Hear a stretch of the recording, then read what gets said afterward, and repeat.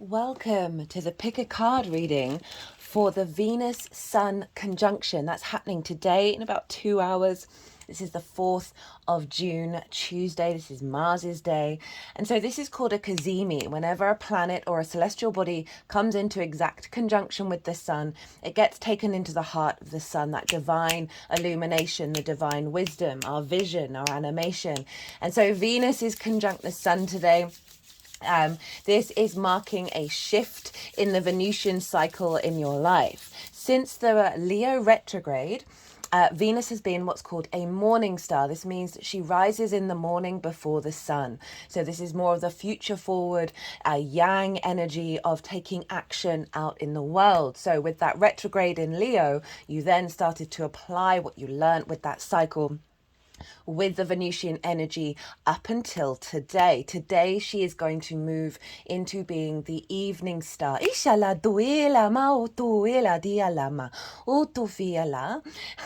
Hello and welcome. My name's Chloe. I work with card divination, astrology, and as you just heard, and as you can see, I channel multi-dimensional energies through my body. They bring in healing, attunement, and activation codes to the messages that come through. They're doing some work around the throat chakra. Obviously, Gemini, the sign that this conjunction is happening in, is ruled by Mercury, which is very much about our voice. So what was I saying? So she's going to be moving into being the evening star. This is more the culmination and bringing nuance to everything that you've put out in the world and practiced and tried and figured out. Now you're bringing depth and nuance and nourishment to that journey. It's more of a yin inner state, itala doi shina, where you reflect on what you've been doing and then bring more depth into that, bring more warmth in the inner spaces. Ishale doini, more of the private sphere. Ishala doila mo doila. And so she'll be an evening star until the retrograde in Aries that she's going to be doing next year. Ishali doila ma o tu fiala. So we have a soft yin Venusian energy coming in for us all. So I've done 3 piles for the pick a card reading. So we have the beautiful moonstone sphere here for pile 1. I quite like that my ring light is being reflected on that. We have, as you write, a malachite, the combination of the two, for pile 2. Ishiala duila, such a beautiful blue color with the hints of green of the malachite. And then we have labradite, this palm stone. Ituila for pile 3. So I'm going to be breaking down a little bit of the astrology of the exact moment that this conjunction happens, because that astrology will then imprint on this Venusian cycle. I'm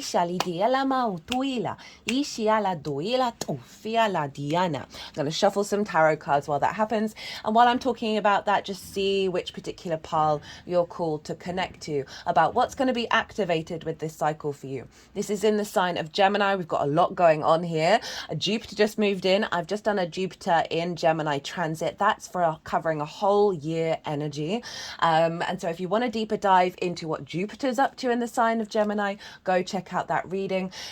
Mercury has just moved into Gemini as well. And at the exact moment of this cazimi, this conjunction between Venus and the sun, Mercury is conjunct Jupiter. So we've got this incredibly powerful Gemini energy showing up here. I've just put on the community posts a little description about Jupiter and Gemini. That'll give you a feel of that as well. It's also on my Instagram account. But we have a very powerful energy here because Mercury rules Gemini. And so whatever's going on with Mercury is impacting Venus. And so they're all in the same sign. So the energy of Gemini is very, very loud right now, and we're getting a bit of an upgrade in regards to the wisdom and the expansion with Jupiter, our ability to collect information and be playful with Mercury being there. The sun, our vision is focused in this area, the animation, our sense of clarity, the divine inspiration, the focus right now, the sun is there in the sign of Gemini with Venus, of how we connect to desire and love. We got the Ace of Cups that's wanting to come out as the sort of first energy.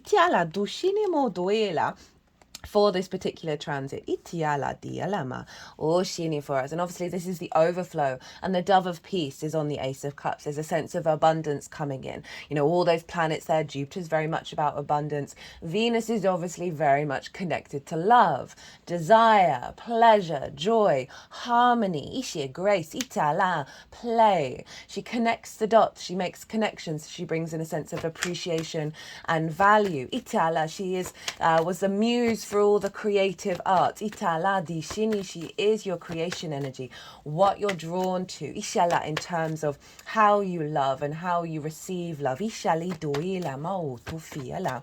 She wants you to feel good in this 3D realm. And she's in the sign of Gemini, which is the twins, the fastest moving sign in the zodiac, ruled by Mercury, the fastest planet, mutable in nature, and the element of air. So very fast moving. Lots of stimulation here with Gemini. Lots of a desire to play and observe and engage with lots of different things. Not always taking things so seriously, a lightness. Very sort of trickster energy as well, Gemini. There is this element of being curious and creative and playful.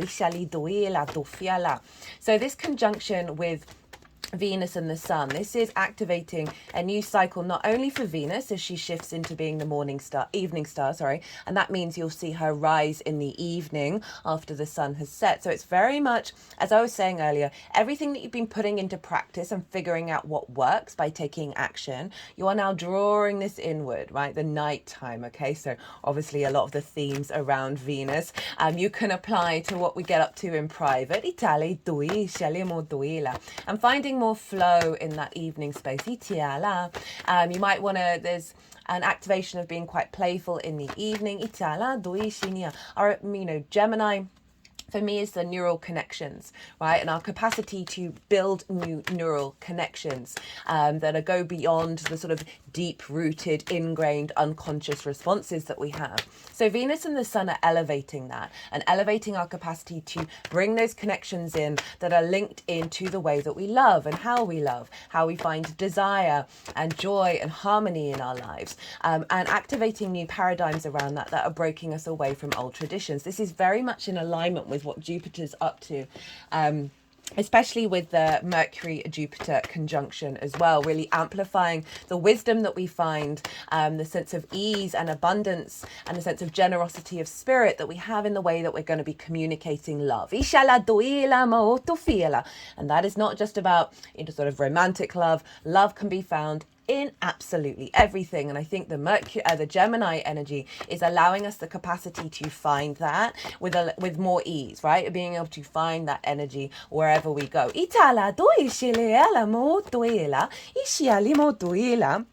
So we've got that pile up going on in the sign of Gemini. Interesting. Okay, so we've got the 10 of Swords, Justice, which is Libra, ruled by Venus.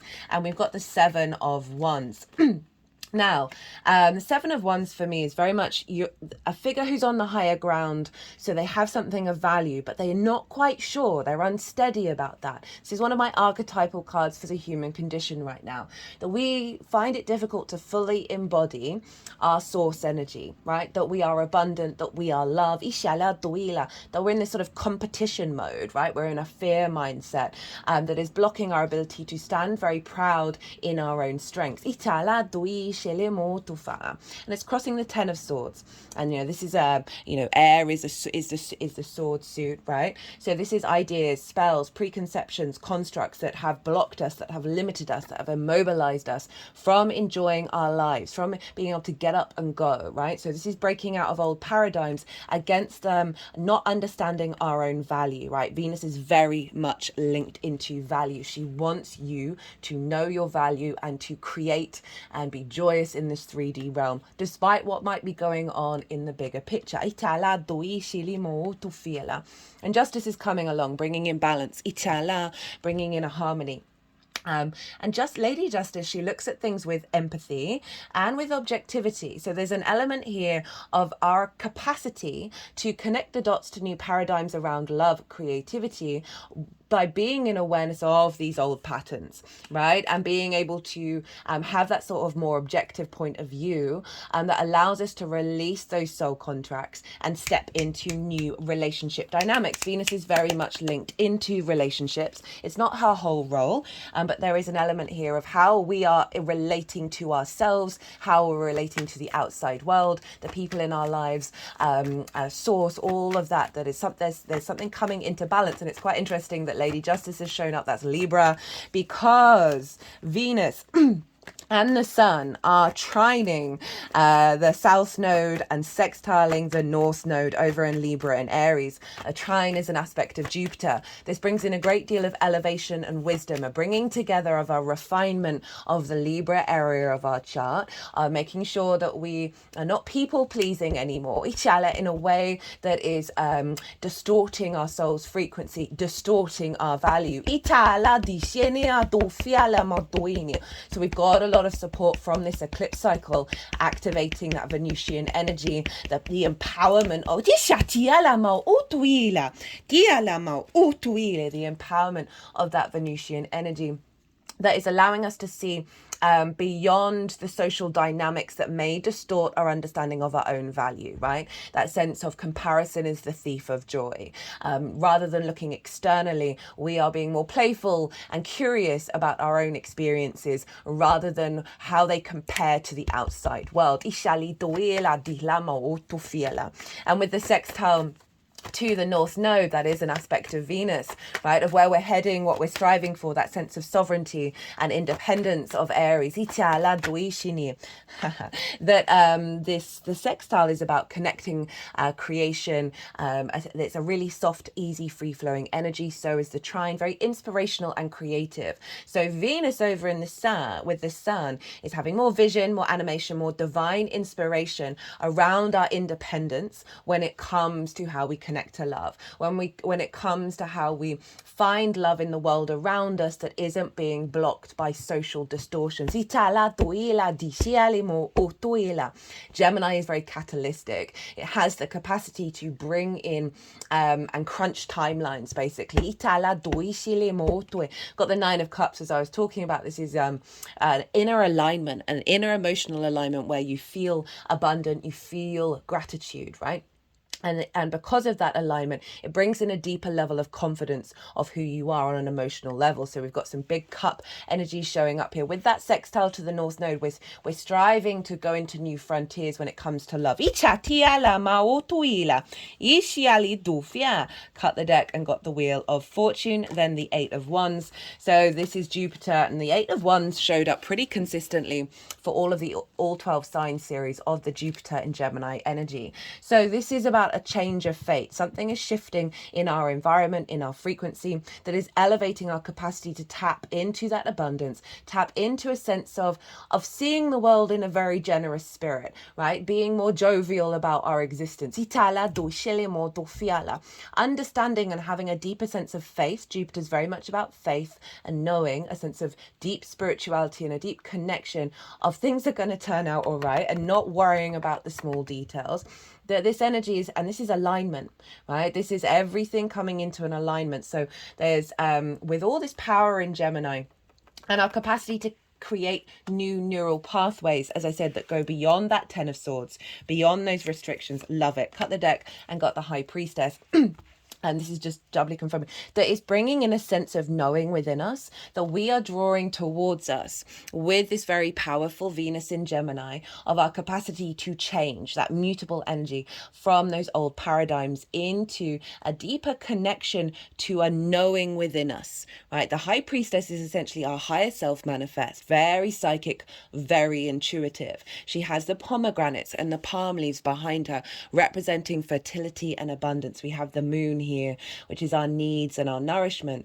That this is bringing in a cycle of drawing towards us. Remember, Venus is turning into the evening star, very yin energy, right? Of not necessarily about going out, taking lots and lots and lots of action, right? And lots of doing manifesting and potentially the external world. This is about an integration within yourself of a deep knowing, your yin energies that you are drawing towards you, that which is bringing nourishment, that which is bringing a sense of abundance, and heightening your intuition around the Venusian energy, which is, you know, that Gemini energy. It's very playful, it's very curious, it's not necessarily worried about the plan. Okay, that's more Virgo's job, right? So there's a sense of with this playful energy, with this lightness that's coming in, that's allowing to reconfigure, and with those new neural pathways, right, our intuition, right? They're just sort of tapping around the intestine area, the gut area, which is where a lot of our they're doing some release around that, of the way that I see our intuition coming from our source energy. It has to go through layers of trauma and conditioning, like a labyrinth, right? And then it comes out and it gets a bit distorted and we cannot trust it. The Jupiter transit and this is allowing us to bring in a deeper sense of confidence and faith and trust in the vision, in where we're headed, without focusing on control, without focusing on fear and worry around what it is that we're doing and thinking and saying, right? Again, that very playful energy. There's a lot of alignment coming in here that is rebalancing, so we can be more in flow, we can be more in that yin energy, even in the actions that we take. Talked a lot about the Tower recently, which is a sense of surrendering and getting out of the way of your own nature, like being in that observer state and then seeing from that yin state, from that surrender, of the instincts we have to take action. And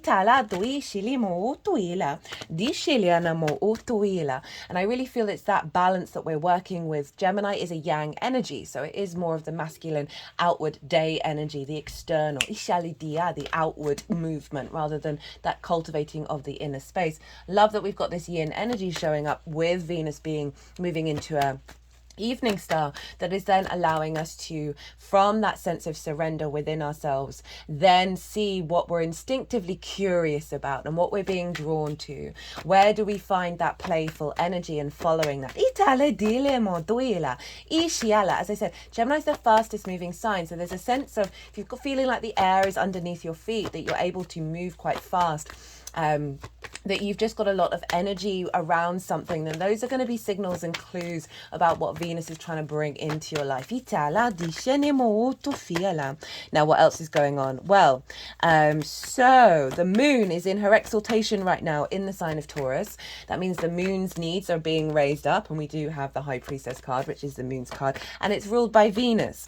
And the moon is allowing a stronger intuition in our physical body, our physical senses of the nourishment and feeling good in the 3D world. This is being in alignment with what's going on with the Sun Venus conjunction.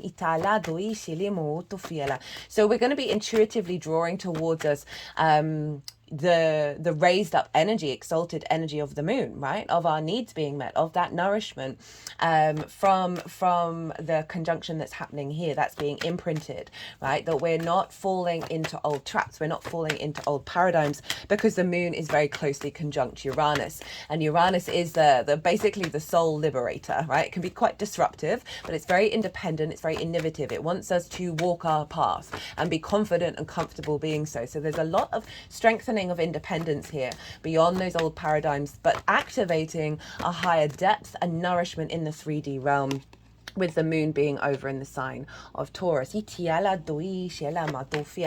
had the word royalty come into my mind, of that Taurian energy of, like, you know, being drawn to what it is that really, you know, makes you feel very in your power and very nourished and very just regal, right? That sense of activating goddess mode, or god mode, not really gender specific.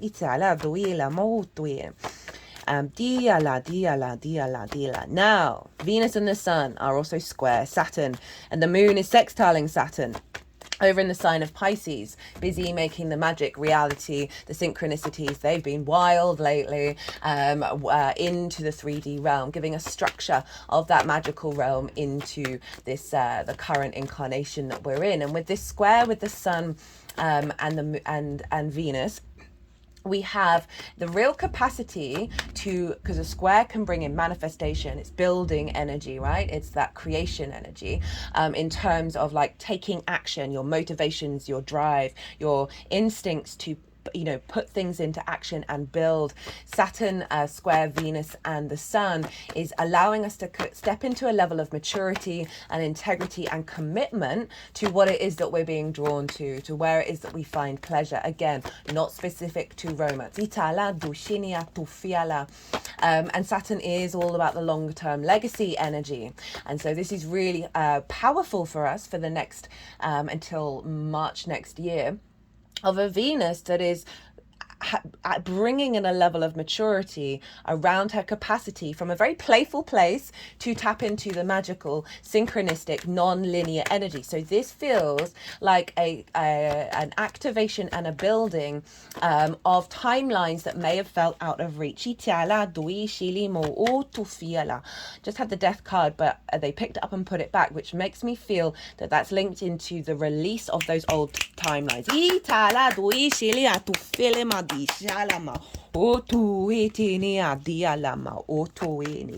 And that moon sextiling Saturn is our capacity to intuitively connect into that and have some confidence around our needs and our nourishment to be appreciated and valued with the energies that we're going to interact with, that we're drawing towards us.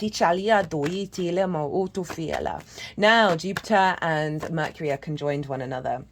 So this is a big, powerful boost of that Jupiter entering into Gemini that we're working with right now. And they are trine Pluto over in the sign of Aquarius. Pluto is all about transformation. It is about magnetizing your inherent id power, right? Your root id power, right, into away from old distorted power dynamics into a more egalitarian energy that's part of your universal frequency. That's the Aquarius energy. Pluto is about magnetism as well, and there's a sense of expansion around Jupiter, the wisdom that we find, the flow, the sort of the luck and the opportunities in how we collect information with Mercury, as well as the way that we communicate with others, with the way that we understand love in our internal spaces, that Pluto is magnetizing and elevating with Jupiter and Mercury. The capacity to trust and believe in the synchronicities, trust and believe in the transformation, right? Have a deep faith, a deep knowing in the power of your magnetism that's drawing things towards it. And as I say that, my root chakra is wiggling quite phenomenally. It's this alignment here of the flow that we're heading into, of where things are just going to feel a little bit easier, a little bit lucky, like you're being favored by the gods. This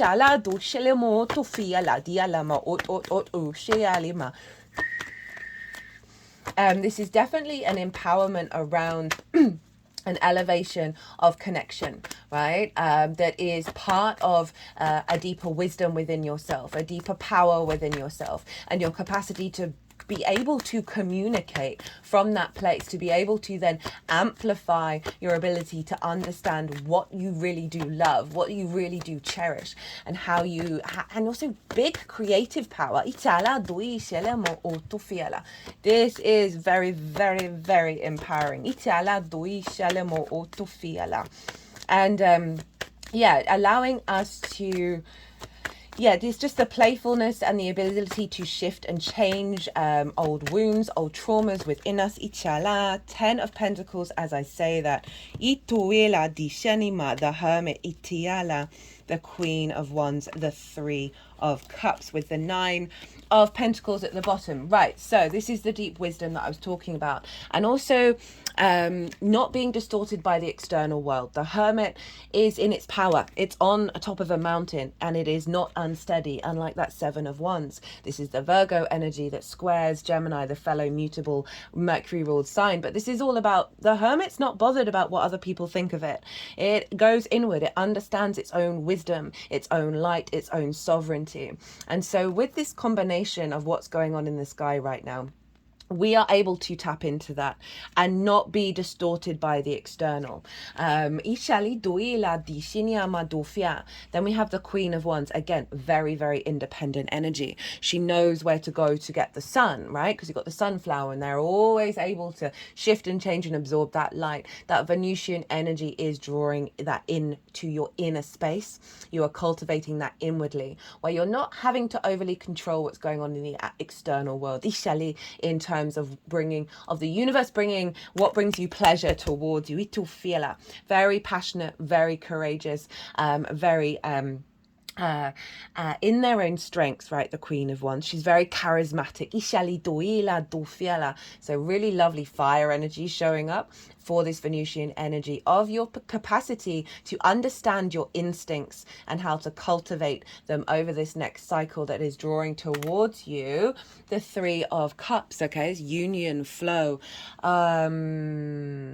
Union flow. Sorry, I was just thinking about that Ace of Cups and the Nine of Cups. A sense of celebration, being playful around with other people, being able to share yourself and be comfortable in that union rather than being in a fear state, right? There is a sense of celebration and enjoying this is such a Venusian card. There's a lot of abundance here. There's a lot of emotional flow and ease and grace and playfulness with that Three of Cups.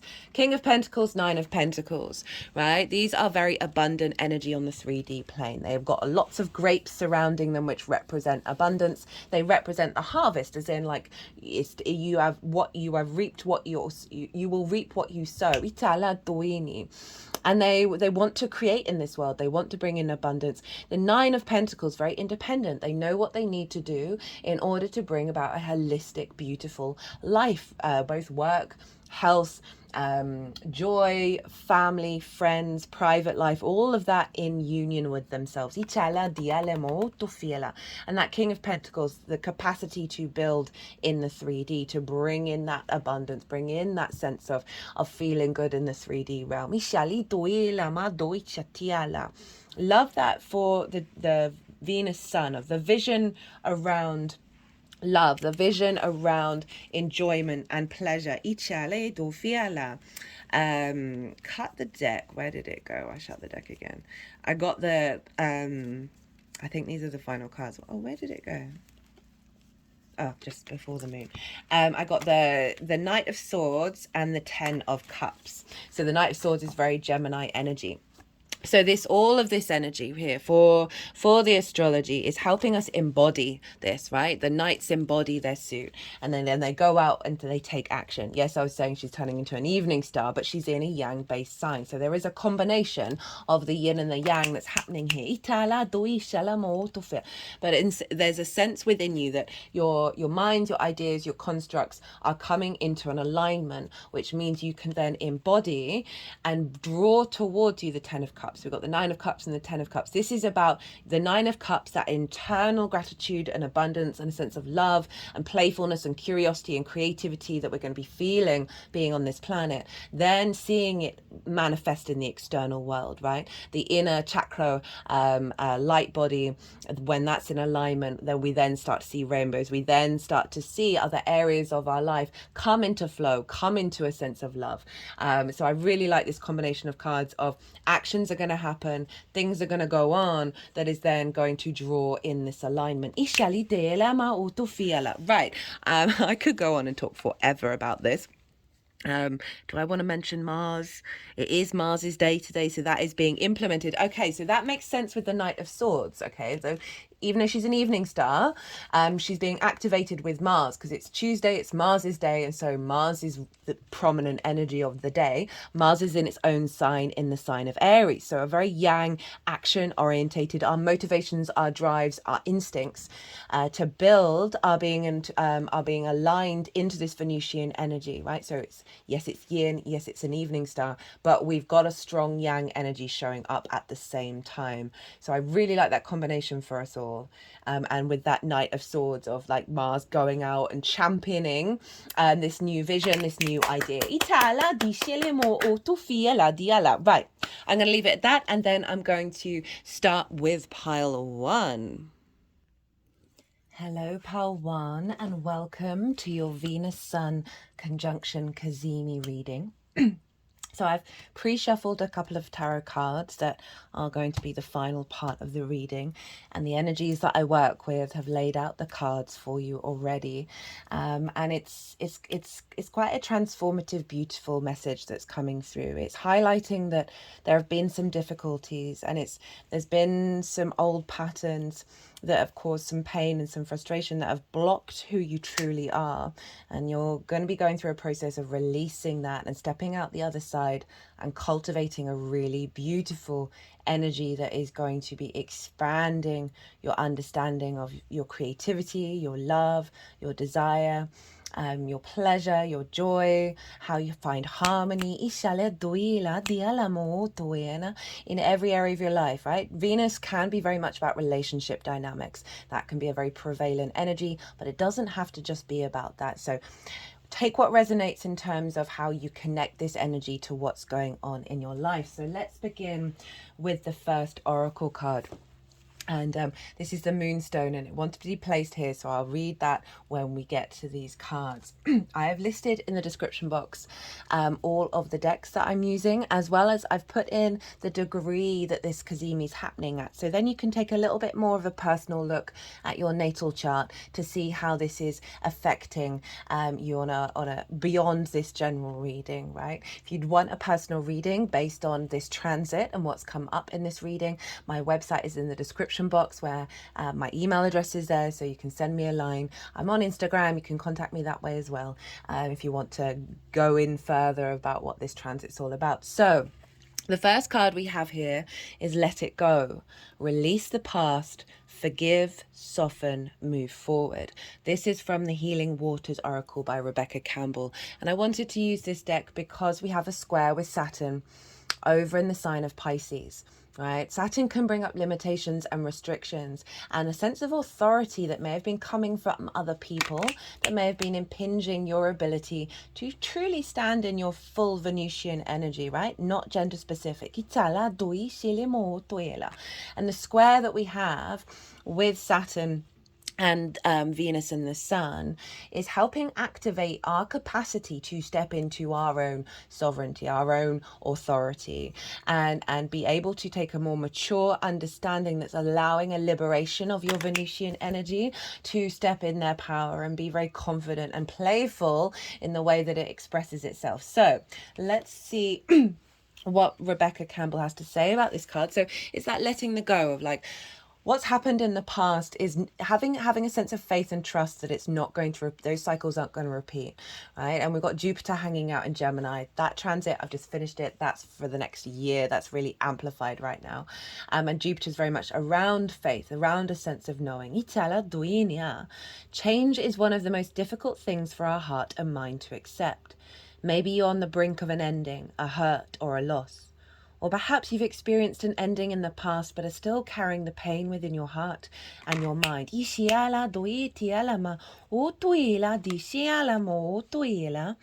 Just as the shoreline doesn't try to hold on to the sea, this card comes with the encouragement to begin the process of letting go. Letting go is rarely something that happens in an instant. More often, it is a process that can take days, weeks, months, or even years. The process always begins with a willingness and a wanting to be free of what once was. Holding on to an emotion such as sorrow, anger, or disappointment is a normal part of the process, and in order to be free of it, we must first feel it fully. Emotions are feelings in motion. They're not meant to be stagnant. Water is the same. It wants to move and flow. When we allow our emotions to be there fully, they rarely last as long as they would do if we repress them. When we're avoiding endings for whatever reason, the symbolic water within us can build up and become stagnant. Call upon the waters within you to flow freely. Let the dammed walls of past hurts come tumbling down. Let the water within you travel out into the world. Let them find their way past stones and riverbanks. New streams are calling you forth. Let the ocean call you home. So this cycle, it's a conjunction. So it's activating a new cycle. And part of this new cycle, and this is particularly relevant because this is happening just before the Gemini new moon, right? So we're in this process of releasing and letting go in regards to the Gemini energy right now. And so this is bringing this into this activation of this cycle that either this is you've been in the process of letting go, and this is already the past. That may be relevant for some of you. Some of you, it may be okay that you can maybe sense while this reading is going on an emotion coming up within you. And when I was reading it, they were saying about denying your emotions or not letting them flow through you. I find it's a really helpful practice to scream and to rage and make those emotions really, really, really, really, really big. Wail, whatever it is that you need to do. And then because it's Gemini, which is so playful, and it's air energy, so it is communication, I'd set up a space where you feel comfortable to do that, and then play like your favorite upbeat songs. Do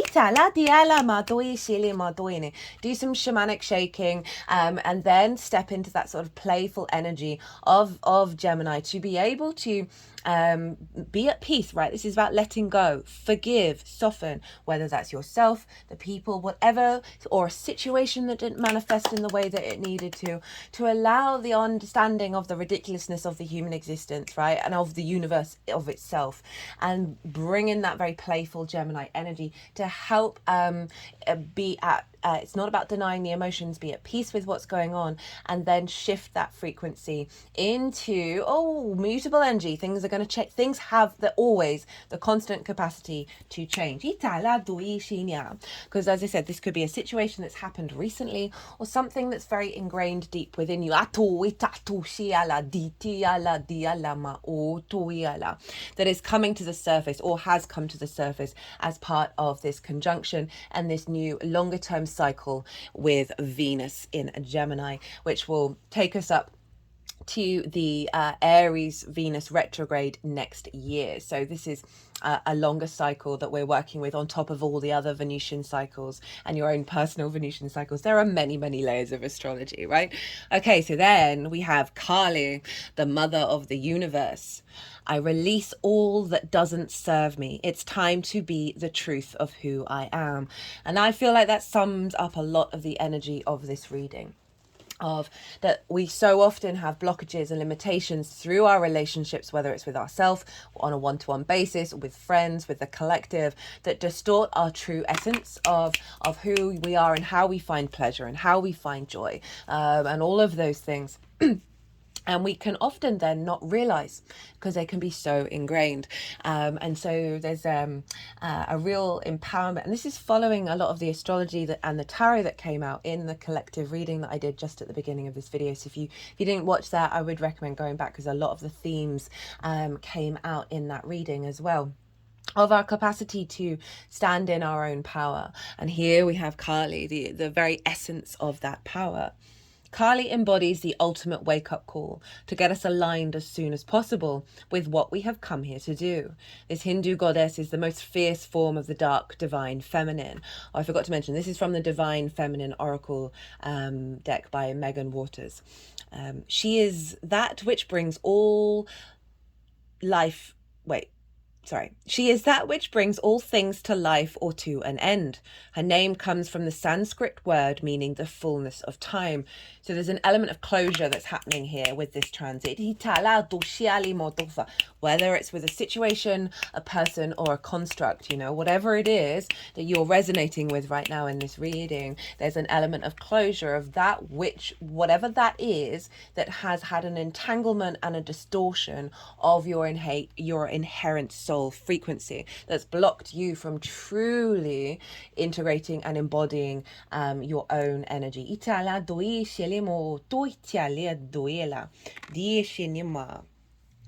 She is the divine protectress and the mother of the universe because she can cut through illusion and grant us the reality our soul came to manifest. Kali is as subtle as a sledgehammer. She shows up to strip us of what no longer serves us, and that sounds good in theory, but in practice it can feel as if the ground beneath us has turned to stand. All those illusions about ourselves, especially what we think we're capable of, suddenly dissolve beneath us. When Kali sweeps in, we can easily slip into feeling like a victim. It can feel as though events are happening to us rather than for us. Kali doesn't want us to waste another precious second being someone we are not. She doesn't want us to be with a partner who doesn't treat us with the respect and love we need to do the light work we've come here to do. Kali wants to sever the ties our ego has made out of fear or out of a false belief that we do not deserve better or more. She wants us to get terrifyingly real. She wants us to reckon with the fact that we are not here to please others or to make them proud. We are here to listen to the singular call of our own soul. Kali is the harbinger of having entered Kairos, soul time, and stripping the ego to reveal the soul can feel raw and often heartbreaking. But ultimately, Kali has come out of fierce love for the truth of who we really are. She is giving us the opportunity to choose again, to start over, and this time from a place of tremendous wisdom and strength, our vulnerability. She lets us begin again from the bare bones truth of who we are.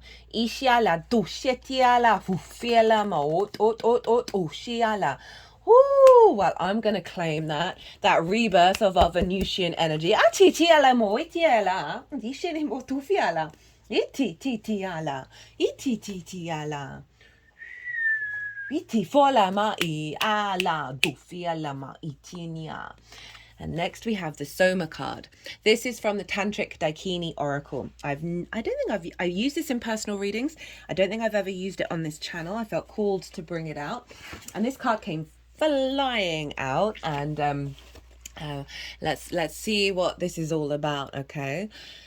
So it signifies the entry of forces from the secret realms of the psyche and the assimilation of these forces as fulfillment. It is the number of higher initiation, suggesting the unfolding of occult powers and the path of spiritual evolution. I nearly said illumination. This card relates to the moon of the traditional tarot. Oh, that's so interesting, given that the moon, the sphere of the moonstone wanted to be on pile 1. I love it when stuff like that happens. The type of sacred mushroom. A type of sacred mushroom is depicted as a cosmic house of light, the container of the distilled essence of the personality, the soma, or the cooling fulfillment aspect of the psyche. So with this letting go, you are bringing in a deeper connection to self, a fulfillment of your psyche, a distilled essence of your personality. There is more in alignment with your intuition and with your sort of psychic. There's an activation here with the moon energy of something that's been behind the scenes. Hidden. Coming to the surface, coming to the light. Remember, the sun is involved here with this conjunction. There's going to be strengthening your alignment with source, strengthening your intuition, your psychic abilities, and all of that beautiful energy where your intuition is no longer being distorted, right? Of how you connect desire, love, joy, however Venus is showing up for you right now, and is really bringing depth, right? Bringing a real, I really love the phrase distilled essence of the personality, right? That is the integrated self. Ishala doi, the alchemized self. Ishala doi shelemo doi shelemo do shelemo do hitala. So the divinatory meaning of this is intuition, imagination. This card relates to the head center and suggests that wisdom is attainable through the distillation of all experience, right? So everything that you've been through, it's not about shaming all of this. It's about acknowledging that that cycle has ended. And because of that, we are now elevating into a new one. It potentializes the dream world and the realm of visionary experience. It represents female intuitive wisdom, the moon, as counterpart to the masculine fiery drive of the sun. It is a completion of the ascent through the psychic centers. Ishali duila. So this is about those soul dreams coming to the forefront. Ishala diala ma utuila, dishiela ma utuila, diala diala diala diala duili diala. Soma is the elixir, the taste of enlightenment. The lunar wisdom drops situated in the head center of of the subtle body, the symbolized of the tree of life chart as the crescent moon pointing downwards and excluding drops. So there's a sense of the elixir of life, the enlightenment, the wisdom around the Venusian energy coming in. This sort of, I was going to say wish fulfillment. I'm always so wary of that word, of that phrase. But it's the embodiment of that, and you're activating a cycle of being able to connect to that and having a deeper faith and connection to that experience, and to that a real sense of liberation with Kali coming in. And this is you, and this is not you. She's getting you to be more you, beyond the old paradigms. So with that moon, the Soma card, here we have this beautiful, it's one of my, I've got lots of favorites. I mean, they're all my favorites. Moonstone sphere. The energy of Moonstone is balancing, introspective, reflective, and lunar. It is capable of helping one with the changing structures of one's life in the physical, emotional, mental, and spiritual levels. So the change, the shift of the paradigms. The energy relates to new beginnings, allowing one to realize that these new beginnings are, in actuality, the fruition of each end. It's a stone for hoping and wishing. It allows one to absorb that which is needed from the universal energies. It helps one to recognize the ups and downs and to gracefully acknowledge the changing cycles. It can assist one in sustaining and maintaining and understanding the destiny one has chosen. All that's tying all of this into I love that. It works to bring the galactic evolved energies from other worlds to accessibility. It is a stone for feeling and understanding via intuition and emotional thoughts rather than via intellectual reasoning. So this is bringing in that intuitive side that's going to boost the Gemini energy of how we collect information, the synchronicities, the ideas and things that we pick up. I really love that this is being balanced out by an emotional, intuitive drive as well. It brings flashes of insight, banishing the possibilities of neglecting one's profit from that which is experienced. Right, so that's the old paradigms not being, holding on to that emotional resonance of that being reflected in the future. It stimulates intuitive recognition and helps one to apply the intuitive knowledge in a practical sense. It also enhances perception and discernment, enabling one to make decisions which painlessly further one's development. So moving into a new cycle where you're intuitively in alignment of activating that higher timeline. It can be used to alleviate, there's so much in here that's relating, emotional tension and to enhance the positive attributes of creativity and self-expression. Kali getting you to be you, letting go of old paradigms and allowing you to feel this and embody this in your own way without being limited by external forces. It cleanses negativity from the chakras, enhancing the feminine aspect of one's nature while providing for spiritual nourishment and sustenance. A loving compassion to further assist one through all changes. So it's acknowledging that there is some support and support needed for the recalibration that's going on here.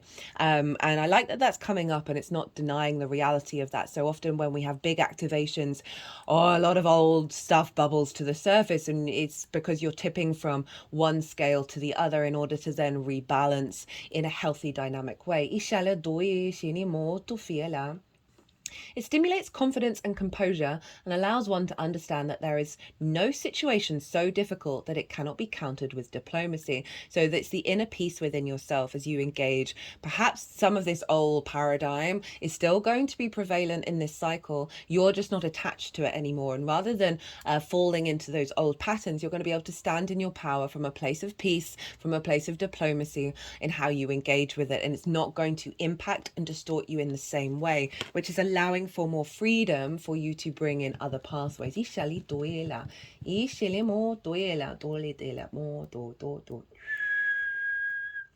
assists one in the total fulfillment of one's destiny. Again, Kali clearing that path so you can walk that path. Sorry,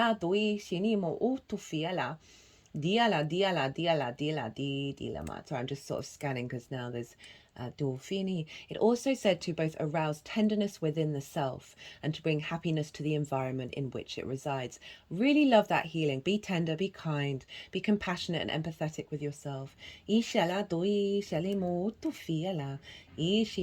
The energy of Moonstone provides the body with a sustaining force. It stimulates the properties of rejuvenation and can alleviate many degenerative conditions. So again, anything that you've been worn down, broken by these previous scenarios, this moonstone is coming in and helping, doing some deep healing, bringing in a lot of peace and compassion into your life and really amplifying your intuitive emotional connection to this new pathway. Okay, then we have the lay of the land. This is the Shaman's Dream Oracle, and this is past lessons, being well informed, ancestral wisdom. So again, really, this is definitely doubling down of like there's some stuff that's gone down, right? And that may be past life energy, that may be something that happened in your childhood, or it may be very recent, and it could be all three of the things combined. But whatever's happened, whatever's gone on, a release, a shift is coming in with this conjunction. There are times when you're meant to discover and explore new terrain in your life, even be part of a wave of change. This is one of those times, and what you're contemplating is perhaps new to you, but others have laid well-worn paths and left wisdom for you to rely and reflect upon. I feel like that's connecting to your intuition and the psychic boosts of the guides around you, perhaps others in your life, you know, the ancestors, as this is the ancestral wisdom card. This boost is really going to help you tap into that as you're walking this path that is new to you, but there's a lot of support there's a lot of support around you. Look at that, right at the top of that mountain, getting that higher perspective of life, and you know, the arms upright, there's a lot of joy in that. I'm feeling a lot of joy coming from that person. This is so you have a better understanding of the potentials and possible pitfalls on your journey. When you know the lay of the land, you are better able to fully experience what is being offered to you. This is a wonderful time to seek a mentor or good advice from an expert or elder. That can be your guides, that can be source, that can be your higher self. That can be Venus.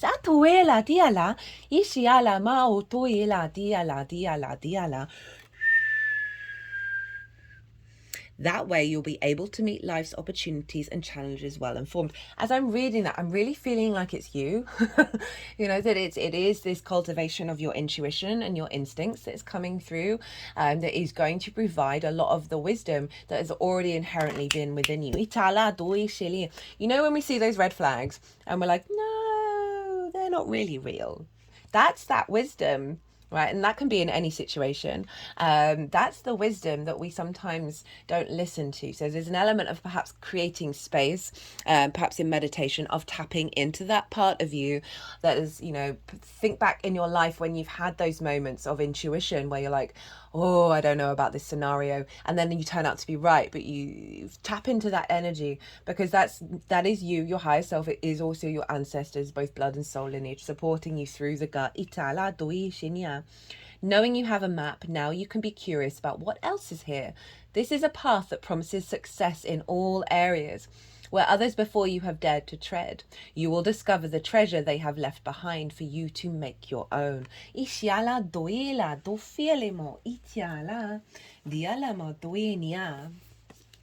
Love this.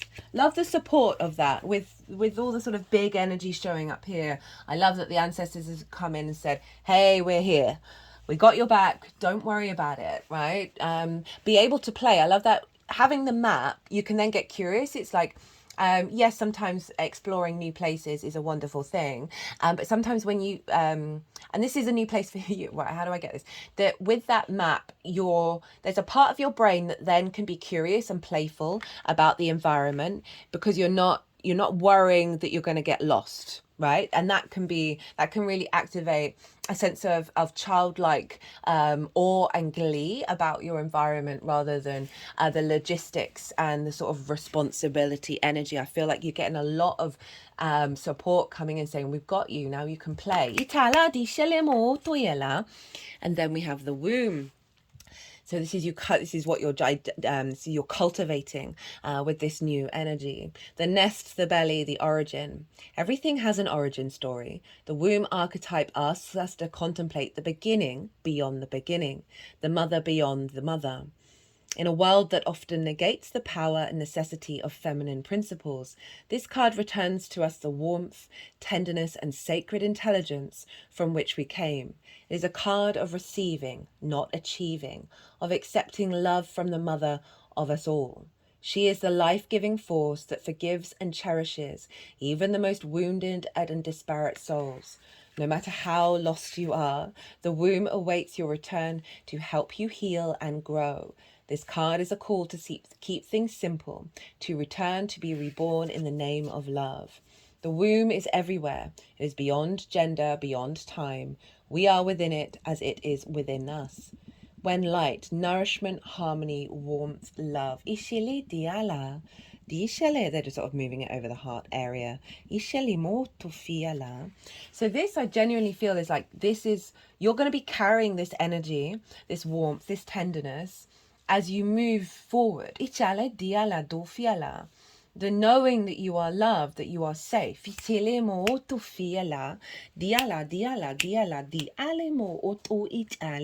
Even if there are going to be some difficult moments. I can't ever say that there's never going to be a difficult moment, but I feel so held by this energy. It feels so warm and sort of a deep, just a deep knowing within you. We then have, be impeccable with your word, express your love. Very Venusian vibes here of like just allowing you to tap back into this very playful paradigm, right? Knowing you are held by the mother, right? By the ancestors. There's a level, it's not that you're not an adult or mature in your energy, but it's allowing you to be curious and playful, and tap back into that innocence, that heart space beyond these paradigms. Impeccability of the word can be measured by your level of self-love. If you love yourself, you will express that love in other interactions with others, and that action will produce a like reaction. There's a big transformation here of you valuing yourself. And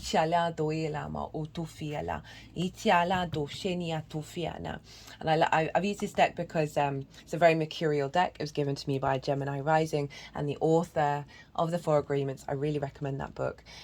It's got a Virgo sun, so activating that, what you're bringing in a new cycle in the way that you communicate internally and externally, that's really coming from this very powerful reincarnation of love.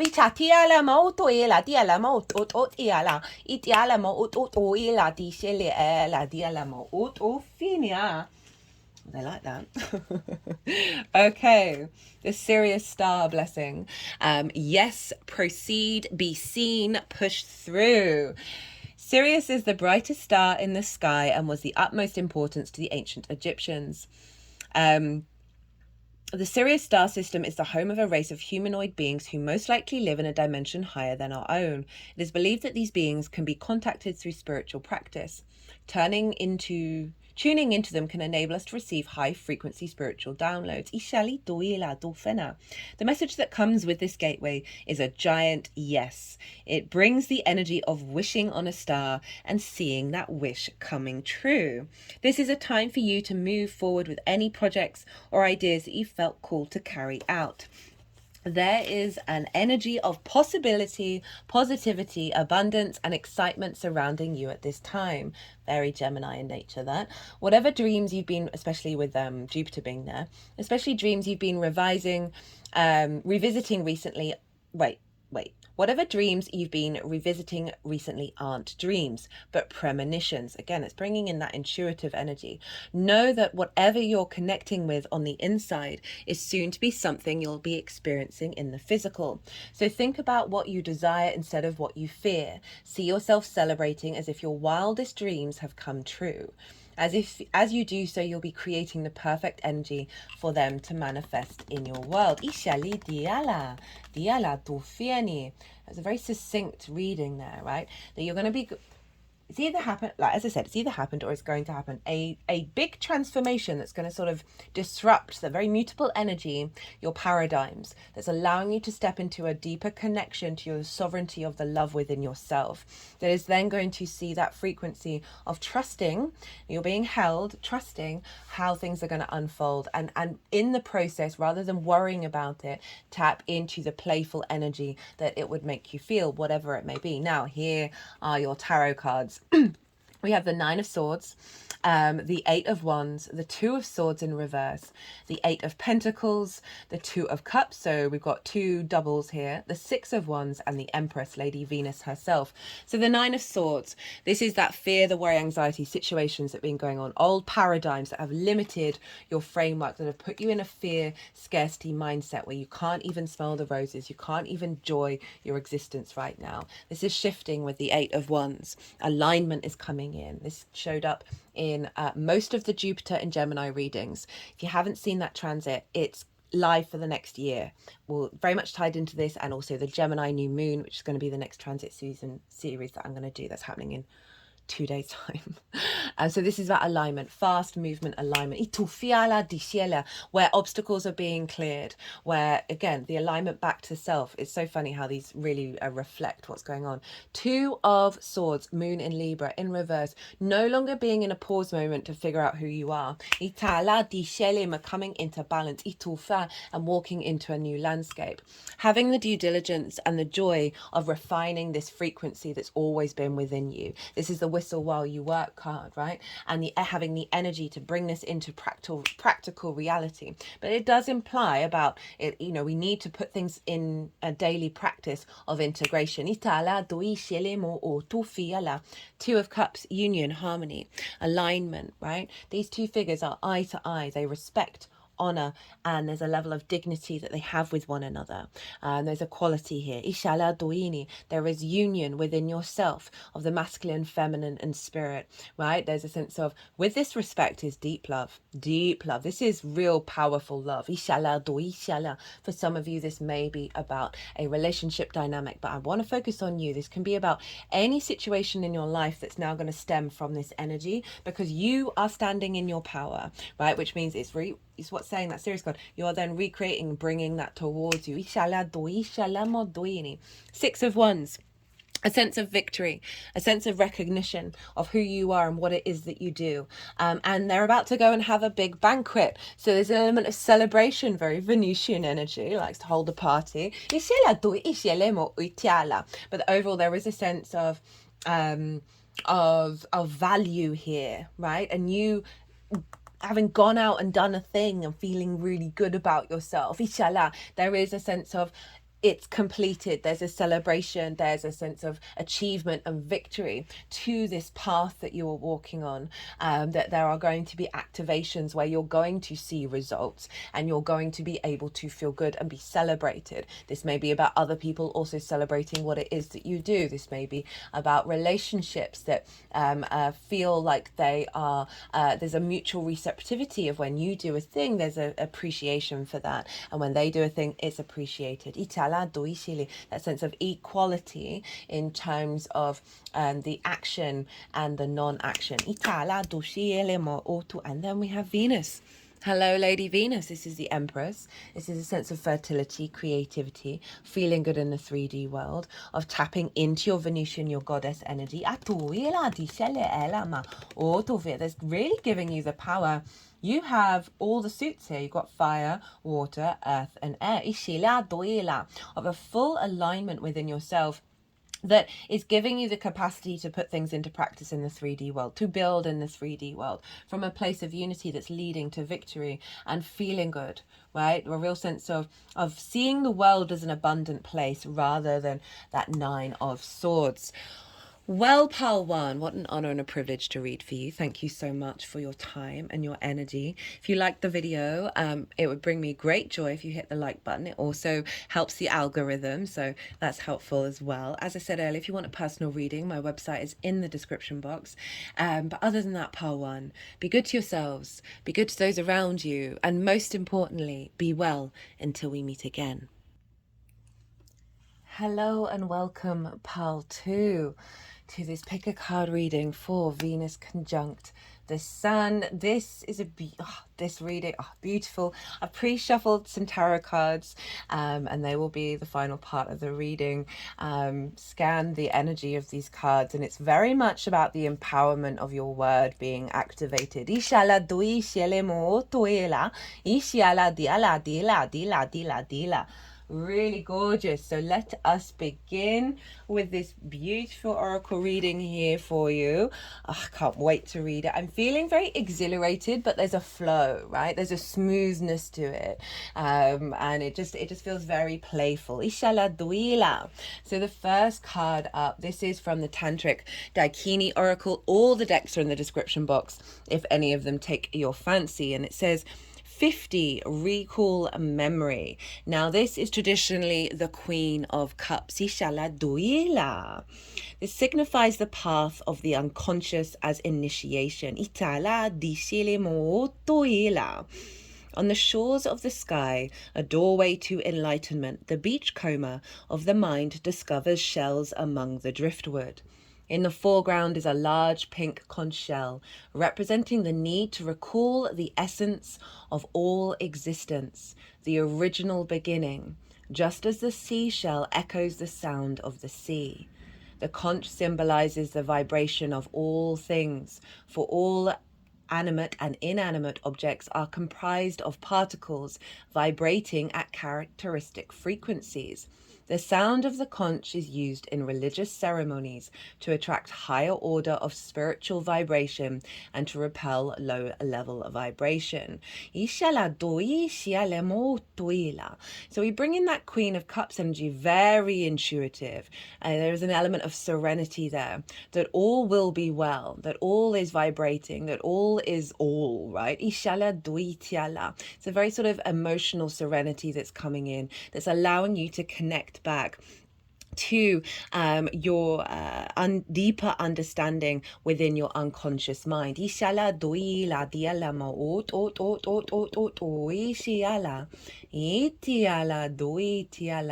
sort of moving this over the heart chakra, and that you're coming into vibrational alignment. And this feels like the recall of your soul's energy in relationship to the Venusian qualities. To finding more love, finding more creativity, tapping deep into your intuition, that you are knowing that you are drawing towards you that which is serving your soul's incarnation. And it feels like it's not necessarily I want to say release from the past, but a sense of serenity around that which has been, and knowing it is part of your emotional body, but you're bringing a level of recalibration to that frequency that is in that serenity mode, rather than a sort of a fear mindset or a worry mindset of what that has happened in the past is going to recreate itself. And that there is so much wisdom there. And then we have the self. So this is from Kim Krantz's The Wild Unknown Archetypes deck. Love this card. It's one of my favorites.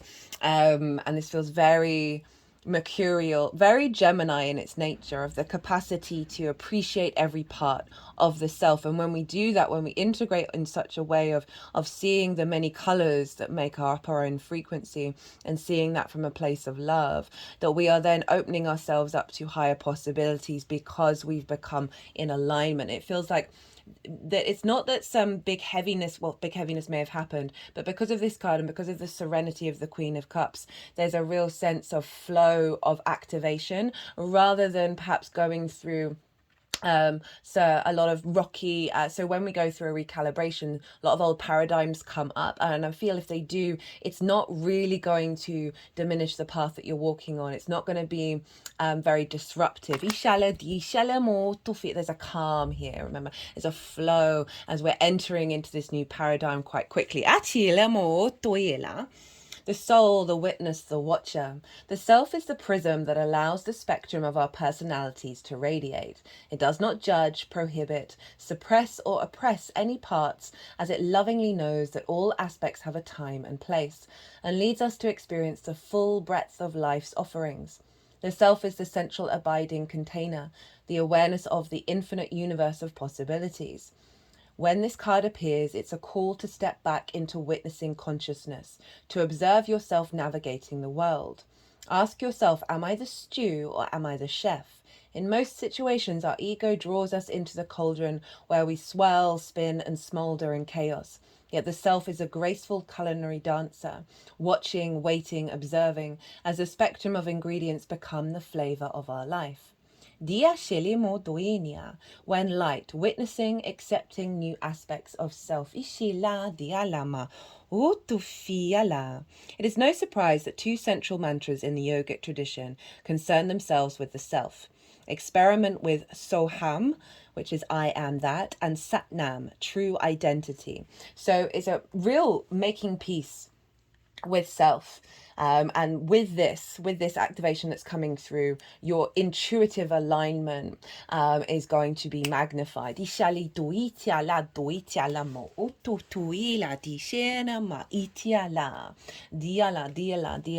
this is really going to allow, what's coming through with this energy is really facilitating this activation around your word, your intention. Very Gemini energy, very mercurial, right? How we communicate. We have Lala, the saint of spoken words. There's so much about words in this. It did make me chuckle.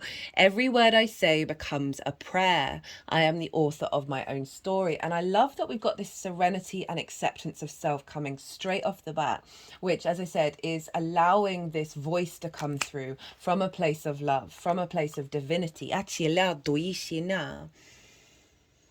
Every word I say becomes a prayer. I am the author of my own story. Lala embodies the potency and power of our words to create our own reality. She was a Kashmiri mystic and poet who lived in the 14th century. She was married at the age of 12, but was extremely unhappy as a wife. She left home at the age of 24 to take renunciation. She became a devotee of Shiva. Lala walked the streets naked, dancing and reciting her love poems to the divine. I love that freedom, that very playful Gemini energy of Venus being very confident to adapt and shift and change and move through the world without losing your true essence, right? The freedom with this alignment, right, of the confidence, that's Jupiter being in this sign at the same time, of activating your capacity to engage in the word, however that manifests for you, in a very freeing, liberating way that's in an alignment with the truth of your soul, right? So for those of you who may resonate, who've been in a difficult relationship that you're like, oh, this is making me unhappy, right? There's an element here of activating your capacity to be very sovereign in your nature as you move forward. That could mean an elevation of the relationship that you're in or moving into a new one. This doesn't have to be about romantic relationships. Venus is about love. This is about every area of your life, but that may be relevant for some of you. She activated a mystical form of poetry linked into the word voice. So there's something about your true voice and the poetry of your frequency of self coming through.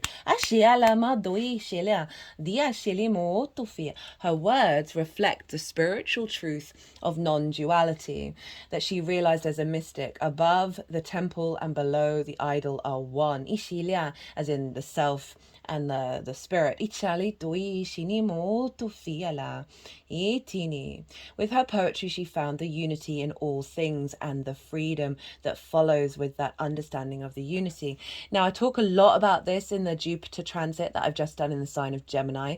I just did a community post as well as an Instagram post bringing that into summarizing that, where we got the twins, right? The sense of the two pillars of the light and the dark, and the honoring of that polarity, which can cause duality, right?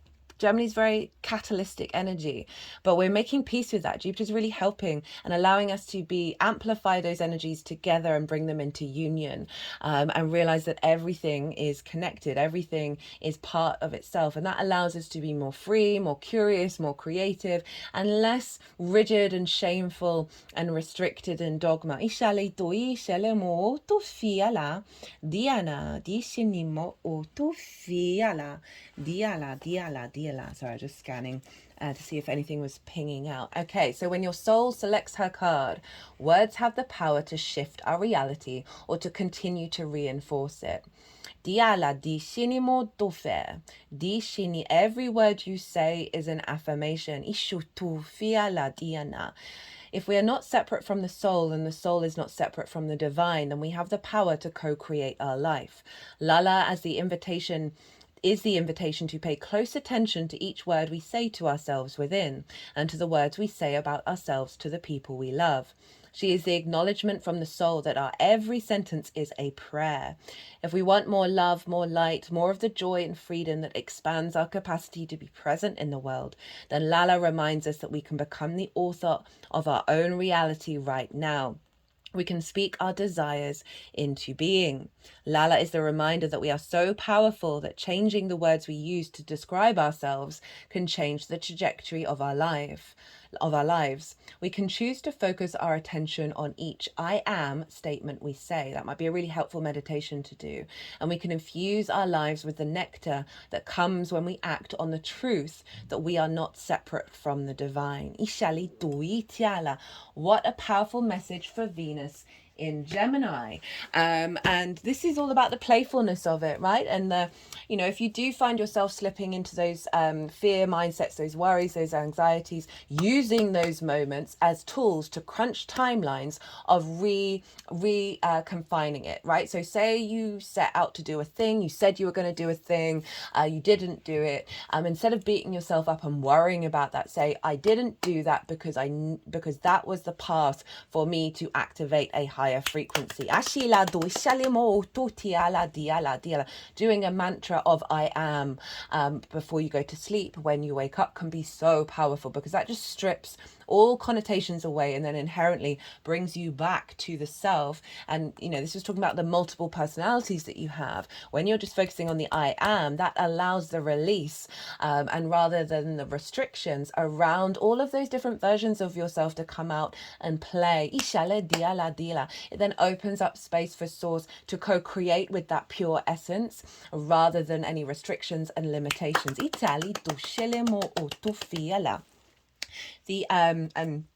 Azurite and the Malachite wanted to be with that card, so let us read about that.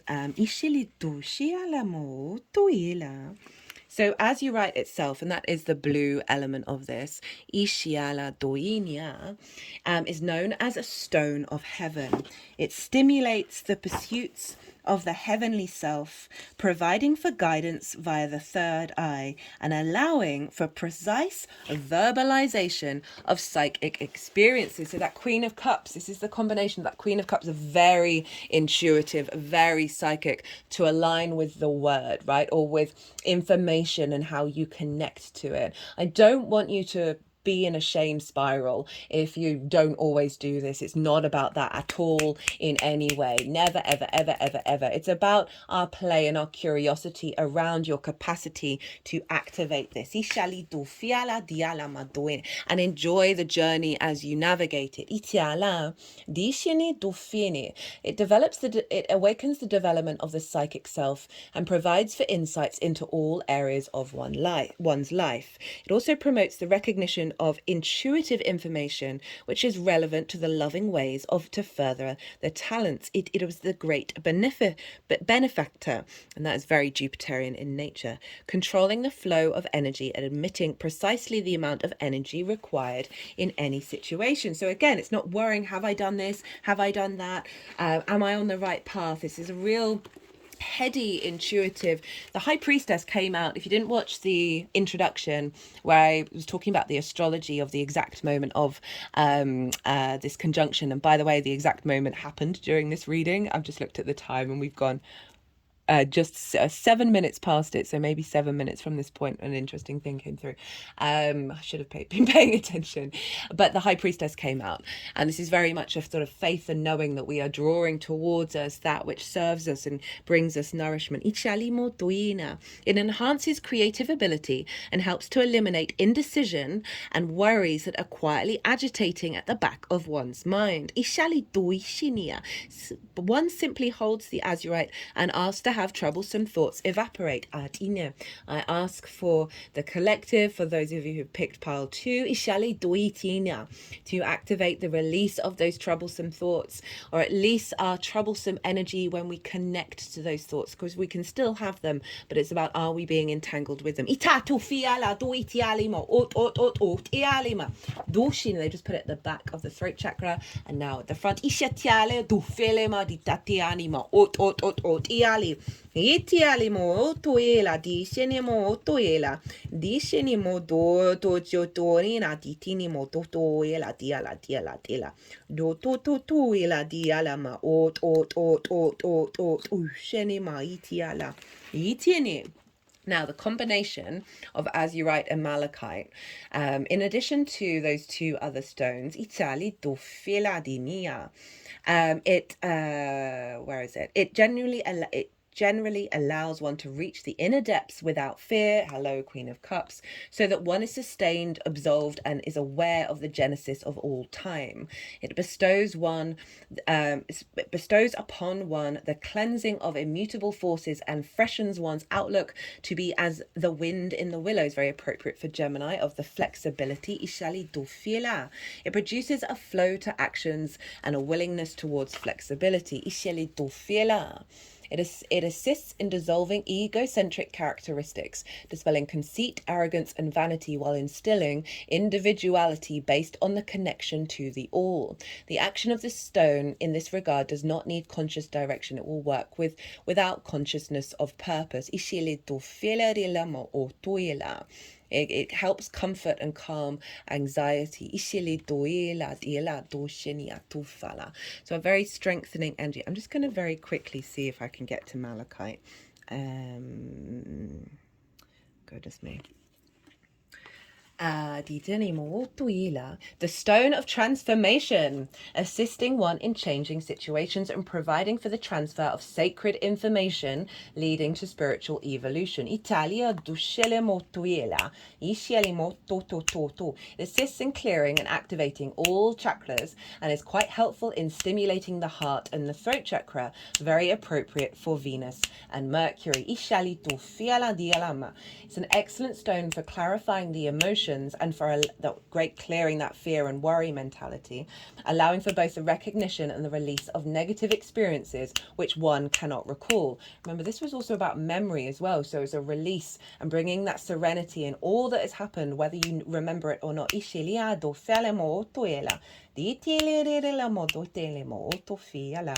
Malachite is an equalizing and balancing agent. It can create an unobstructed path leading to a desired goal. It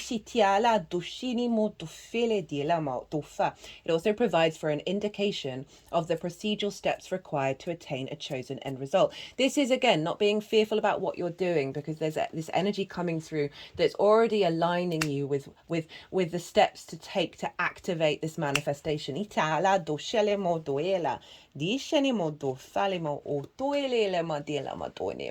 stimulates instinctive and intuitive reasoning, allowing for change which facilitates advancement. It also represents fidelity in love and friendship, loyalty in partnerships, and practicality and responsibility in business transactions.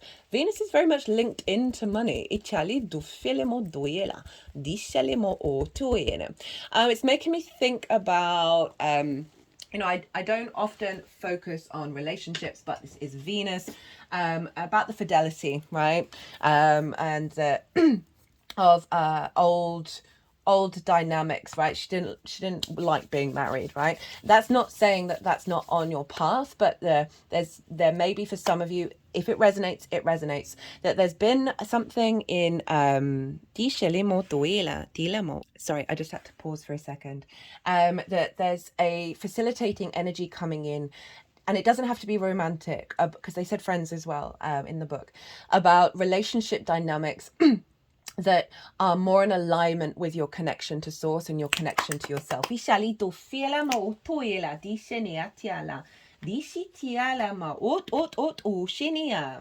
And then we have the Shaman's Dream card, the Moon Maiden, new beginnings. New ideas, beginnings, curiosity. Hello, Gemini. The Moon Maiden arrives to offer you a new beginning, a new face. Oh, interesting. I feel like this is the new face is your inherent face, your inherent soul face. They're just sort of shaking my face right now. They've just put the hand to my face. I've got to put the book down. Both of them are now over the face.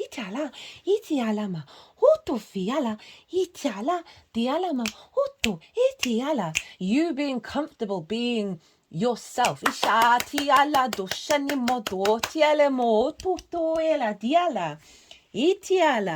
new face and facet of yourself that is aching to be shown to the world. Those qualities that you have been quietly cultivating are ready for the limelight. The secrecy was important, for it protected your new face and kept what was precious close to your heart. But now is the time to come forward in full splendor. Announce the new you to yourself first. Reveal it slowly to the world like the waxing moon. Allow others to be surprised by how mature and grown up this side of you is. I'm going to add to that of also how playful and curious, right? We want to be the elder and the child at the same time. Ichala, as well as the adult in the middle, all in alignment. Now is the time to set yourself free. They're now moving over the heart chakra. The Moon Maiden belongs only to herself, and she is summoning the parts of you that challenge convention, that refuse to be intimidated, and that cannot be tamed or put inside a golden cage. Oh my goodness, that is the story of Lala. I'm just really enjoying the energy. You don't, obviously, being naked, I think, is the most primal, inherent, natural thing for us to do.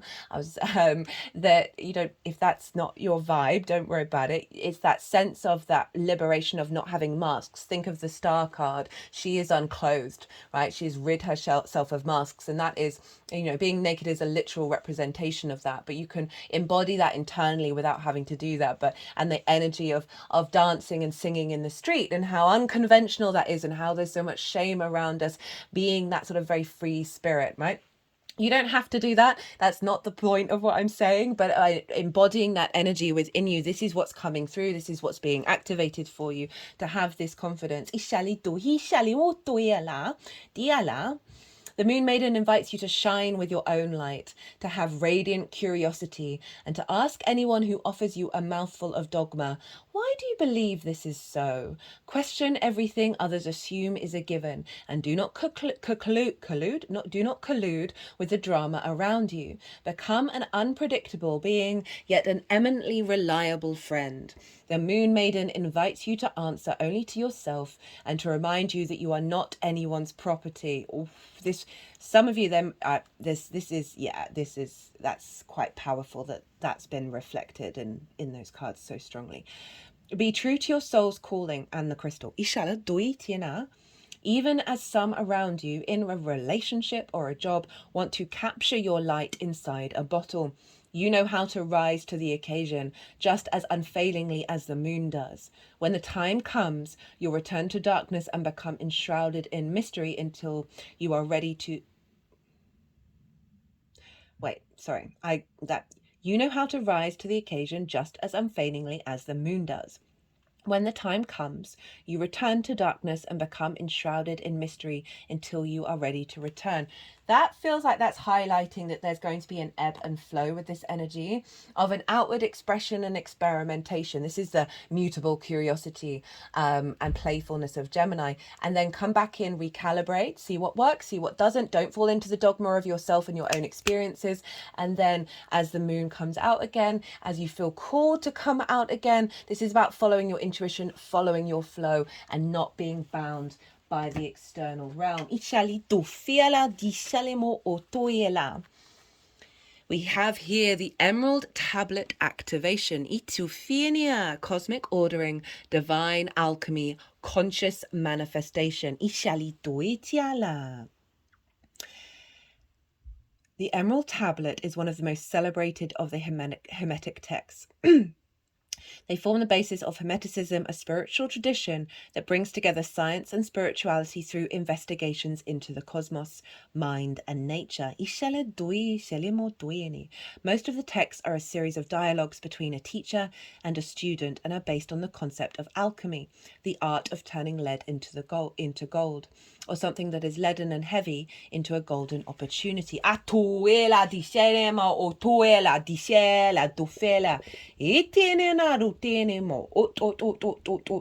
Its most famous statement is, as above, so below, meaning that which is in the high heavens is reflected on the earth.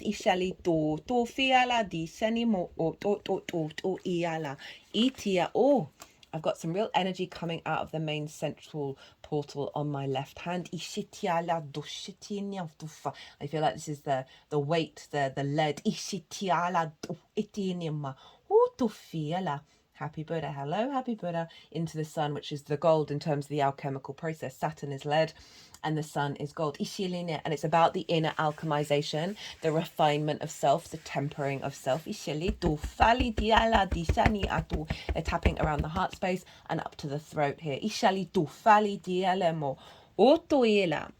When the Emerald Tablet activation card appears, you are being called to remember the gifts you are carrying from previous lifetimes, even if you don't always understand how to express them. That's the memory again. And that everything is connected and of its own vibrational frequency.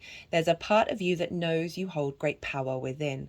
This is a special time for you to use that power to bring into manifestation all that you need for your life to unfold in a way that is in alignment with your best interests. All that has unfolded so far has given you the opportunity to learn and grow, even in unsettling moments. But you are a master alchemist with the capacity to take all that was once challenging and use it to create positive opportunities for yourself. As above, so below. All the thoughts you send up to source will contribute to your evolution on earth. And again, I was really feeling a serenity here, that you, with the power of this activation of all that has come from your past engagements, the wisdom from your past lifetime.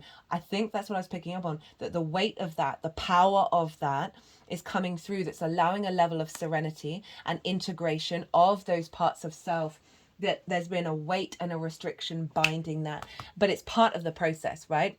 Perhaps Lala would never have become the mystic poet that she was without going through that difficult relationship or that difficult situation, however that relates to your own experience.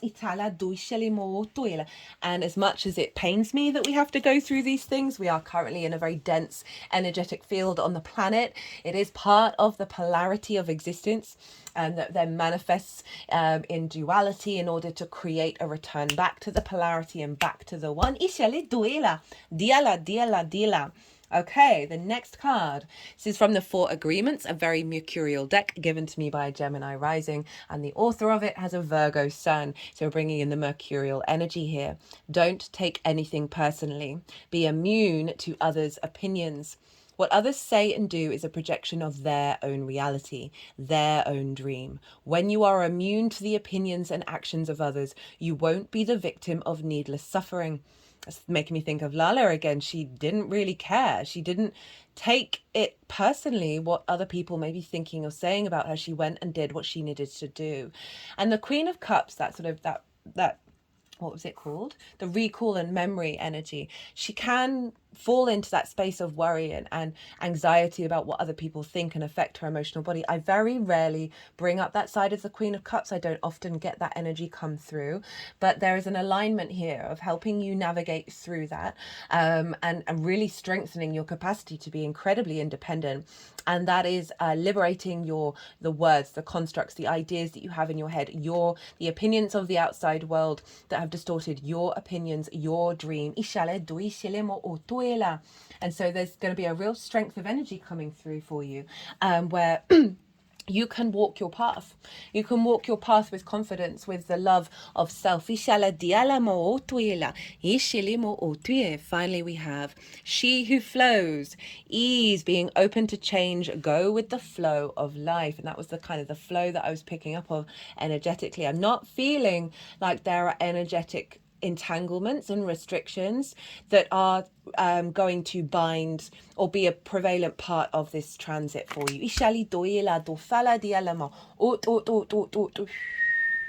Because of all this activation around your word, your mind, your idea, and a shift of frequency into more serenity and more alignment of your independence, that is really boosting this activation of being in flow, being in alignment.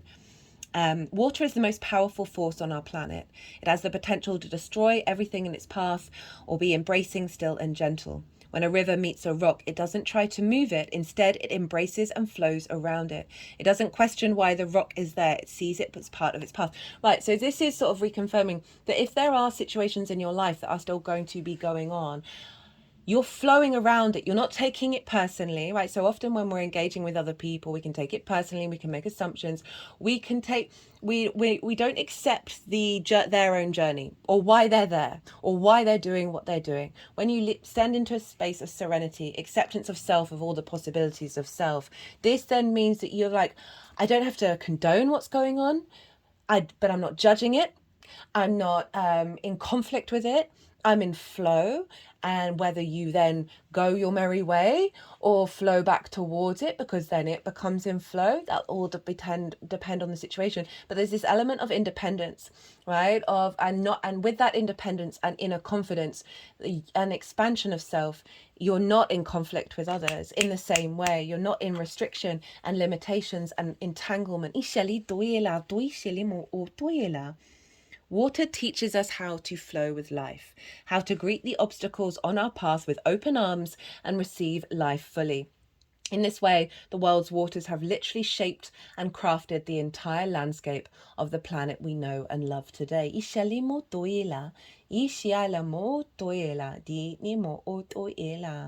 The card invites us to stop seeing the unexpected things in life as obstacles and instead to treat them as invitations to embrace life, to find a way to soften and embrace what occurs rather than try to avoid it or fight it, to flow with rather than resist.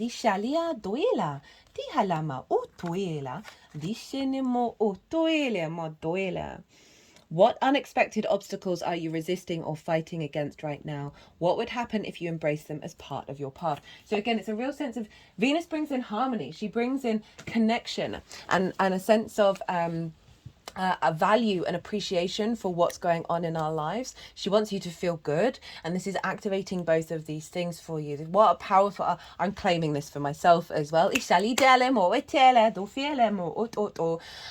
it is really allowing a shift in the paradigm of how you perceive things, right? And this is going to really activate a big manifestation flow. While this was going on, I just noticed that I was supposed to have a call at 4 o'clock. I then continued with your pile, and I was going to message the person saying I've got to postpone the call, but I didn't do it. But that intention went out there, and I just noticed an email, and the header of the email says, "Can we rearrange for tomorrow?" So there's something here about an alignment around not. It came in the collective astrology that I did at the beginning of this video, and I did collective tarot as well, that there's a yin and a yang going on here. There's a surrender. Venus is moving into being in the evening star. There's an observation. There's a very high priestess energy, but this is Mars's day. So this is imprinting on this energy in Aries of when we surrender, the universe then can co-create through actions, perhaps externally, that then bring you what it is that you need. So there's a real sense of not controlling things, being in flow and activating the power of your the dreams and the hopes and the full fulfillment of your expression of self to be provided for as you move forward. Now the tarot. So we have the Nine of Swords. Strangely enough, that showed up for pile 1. the Temperance card, which I'd forgotten was there, and this is about alchemy, so that's brilliant. 3 of Swords in reverse, 5 of Cups in reverse, the Fool, the Empress, and the Page of Swords.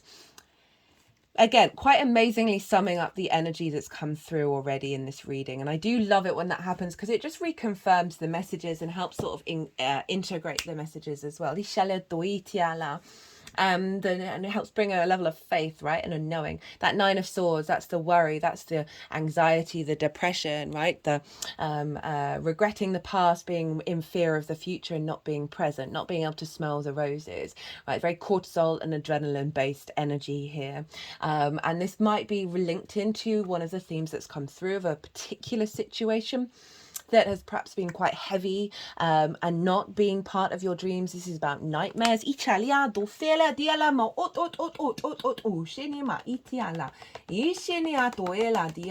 worrying about what we're doing and whether we're doing the right thing. This whole transit, including Jupiter being in Gemini, the Gemini new moon that's going to happen, it's going to be conjunct Venus as well, of activating our more flow and play and curiosity rather than this energy. We then have the Temperance card. Right, so this is kind of highlighting what I was saying. If this is around, it's you aren't being diminished by it. It's not that I'm not feeling a heaviness. It may be heavy, but I'm not feeling that your energy is connecting to that heaviness. In like objectivity, you can be like, this is kind of messed up. This is a big thing that I need to work through, but I'm not feeling you being heavy, weighted down because of it. Because we've got the Temperance card. As I said, this is alchemy. This is a refinement of self, right, of bringing our angelic frequency into the 3D realm. You see here the water is going up into the cup. This represents 1, magic, and 2,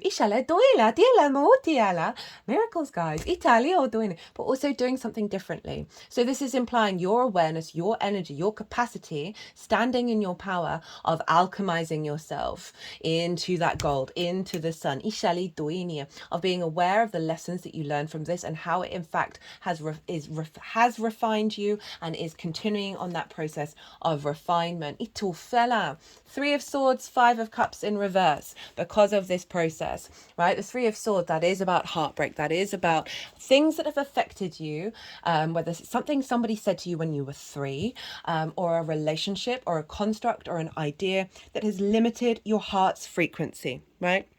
You know, Venus, the love energy, right, of how you move through the world. This is being released, right? There's a lightness coming in where your heart is fully embodied here.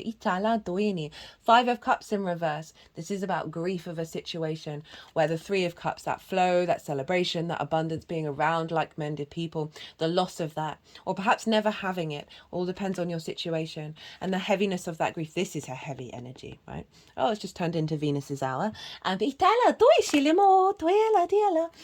is being reversed along with the 3 of Swords, right? This is where I'm feeling that there isn't that lightness, there isn't that discord in a way that there is a sense of conflict, a sense of the sharpness. There's a flow, there's a excitability rather than a heaviness and a jagged energy. The Fool, the Empress. Oh my goodness, a new beginning where you can operate from the heart space. You can go out in the world, right? The Fool, chest really far forward, operating from the heart, has left the village, is going out into the world. It sees every experience, and this is so in line with this, every experience as a pure awe of creation, the good, the bad, the ugly, the beautiful. It's so curious about life. It wants to explore, it wants to engage. And so there's a naivety here. It's a beautiful naivety. It's about to step off a cliff and it knows a new reality is going to show up the moment it takes that leap. It's a very heart orientated open. See how wide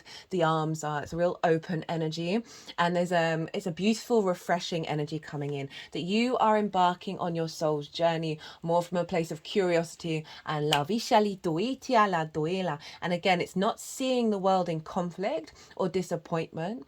It is seeing the world as everything is a tool in order to manifest and bring things into being. Speaking of manifestation, we've got the Empress. This is Venus. Hello, Venus. This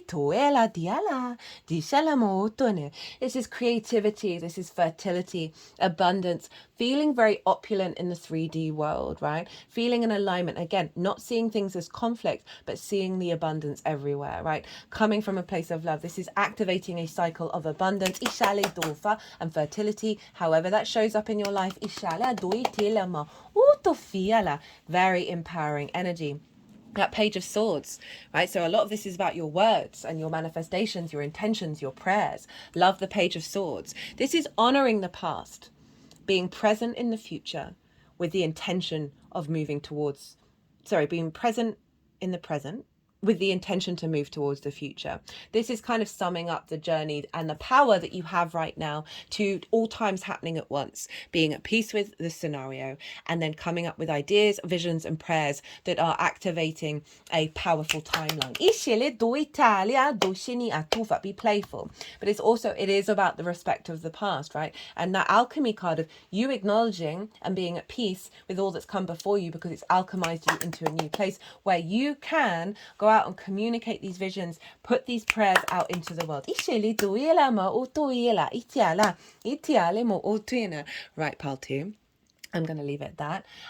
It was an honor and a privilege to read for you. What a beautiful reading. If you liked it, or if you just enjoyed looking at the cards and thinking about the energy, it would be an honor if you hit that like button. It brings me a lot of joy, and facts are facts. It helps the algorithm, so it helps in that way if you want it sent out into the world. Other than that, be good to yourselves, be good to those around you, and most importantly, be well until we meet again. Hello, pile 3. Wow, goodness me. I mean, this happened in the first picker reading that I did for the Jupiter-Uranus conjunction. Pile 3 was pretty wild, and this is no different. Are you ready to step into an activation of divine transcendence, into your authority around releasing limitations from collective expectations around desire and pleasure, wounds that have bound you, and transmute that energy into your own power that's inherently leading to a deeper connection to your creation energy, to your sense of love and tenderness and sensuality in your life? Well, here we go. I pulled some tarot cards before starting your reading. I'll read these at the end of this oracle reading. Oh, you might want to go and check out pile 3 from the last pick a card, because that was a real ability to walk the line between the darkness and the light and transmute it. And I mean the darkness more in the way that I would normally do so, because I see everything is just a role. Everything's just got a job to do, rather than the heaviness and the fear and the mindset. But we can have a lot of shame, and we can have a lot of you're going to go to hell kind of energy, right? For certain things.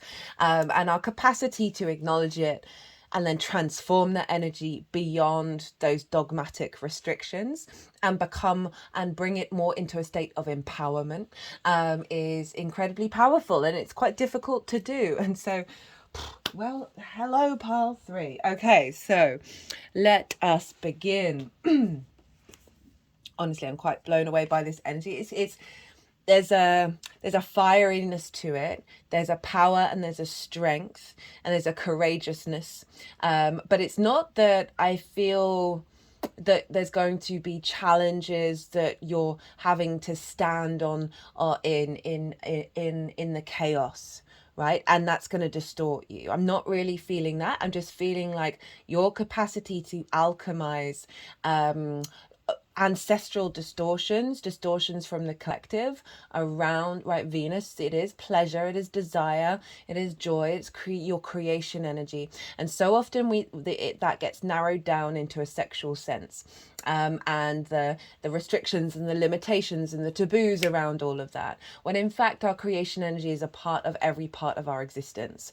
And the funneling of it down that particular avenue is part of the intention to restrict our inherent creation energy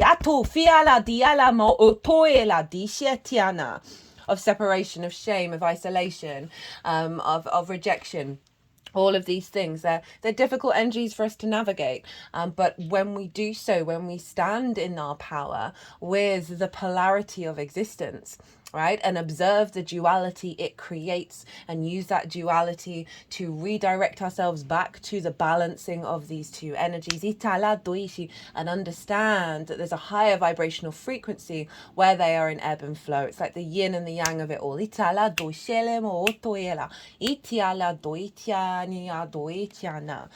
Okie dokie. Right, where were we? So, sorry, I'm getting a bit lost in your energy. I'm finding it super, it's just very magnetic. It's very powerful. It really just genuinely feels like the combination of destruction and life combined. Ishiatu, which is pure creation energy, right? And it feels not that it's not going to be distorted anymore. Itala do fiala, with this activation that's happening with this Venus Sun Kazemi that's going to unfold.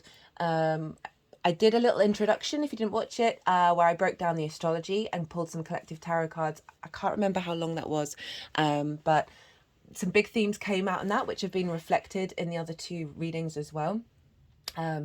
That Venus will make her, the next time Venus and the Sun conjunct one another is at the retrograde in Aries next year.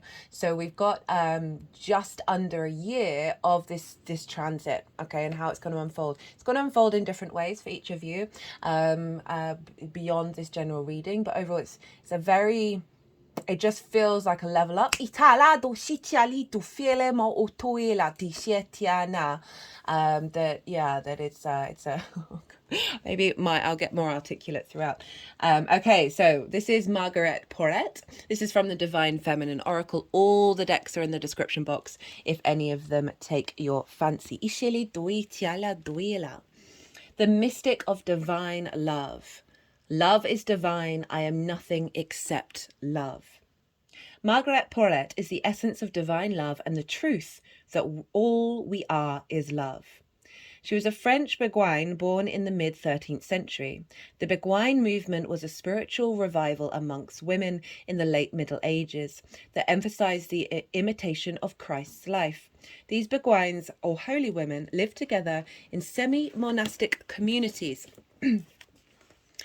They were not nuns, they did not take formal vows and could leave at any point, but they lived with shared spiritual intention. So the emphasis on here on it not being nuns is that they were allowed to go out and interact with other people sexually, right? Rather than this vow of chastity. So already we're getting a hint at the freedom that's coming through of your ability to walk your path outside of dogma here.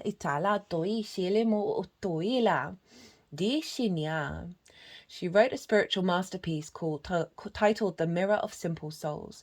It revealed the spiritual process she went through to be transformed by divine love. I am God, says love, for love is God, and God is love. And this soul is God by the condition of love. By 1306, the Bishop of Cambrai deemed her work heretical and condemned it to be burned in Porret's presence. Even so, it continued to circulate widely throughout the Middle Ages, and in some ecclesiastical centres, it was embraced as an almost words for me at the moment have been a bit of a tricky thing. Honestly, ever since Jupiter moved into Gemini, I'm quite enjoying it. Canonical piece of theology. Porret was ordered to stop circulating her book and to recant her ideas of God as love, but she refused. Recant means give up, right? Turn back against everything that she believed in. Margaret was arrested as a relapsed heretic and a free spirit. She's arrested for being a free spirit. I love this. Which included the belief that humans could achieve union with the divine. The Catholic Church conducted an unprecedented trial to decide her fate. Like Joan of Arc, much of her life is recorded because of the transcripts of her lengthy trial. You might want to look into her, as well as the Beguines. Beguines? It was in France, I believe. Beguines. They were quite a radical group of people. She maintained her truth that the soul has no other will but God's, and that when the soul is united with God's love, this state of union causes the soul to transcend the contradictions of this world.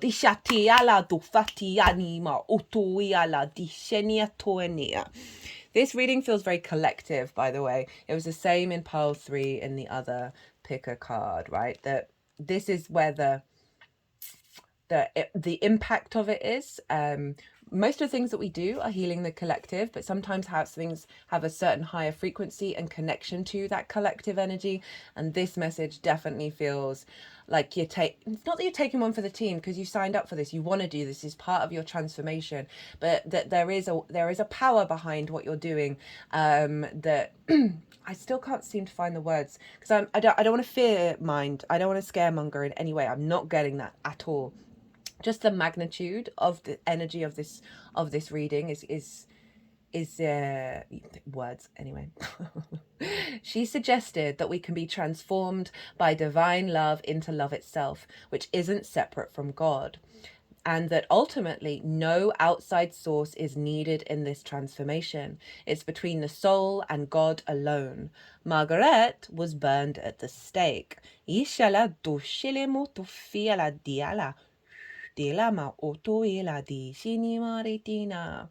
It was the book that she wrote was distributed as an anonymous text, so took her name out of it.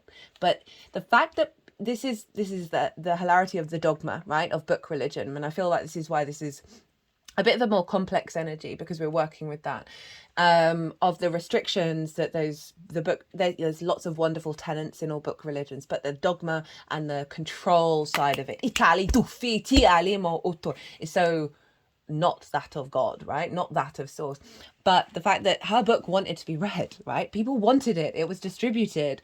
That there's such a discordian and separating energy between those in power and those the great masses, all of us, right? That that God is coming through, source is coming through on a more personal level. Like a real sense of stepping away from moral piety. And when I say that, obviously consent is always key and necessary, right? That is the most important part of it. When your soul selects a card, there is nothing more powerful than remembering that we are love, and there is nothing and no one outside of us that is needed in order to realize this. What's been going on over the last couple of years is quite phenomenal in the amplification of the restrictions around our individual autonomy.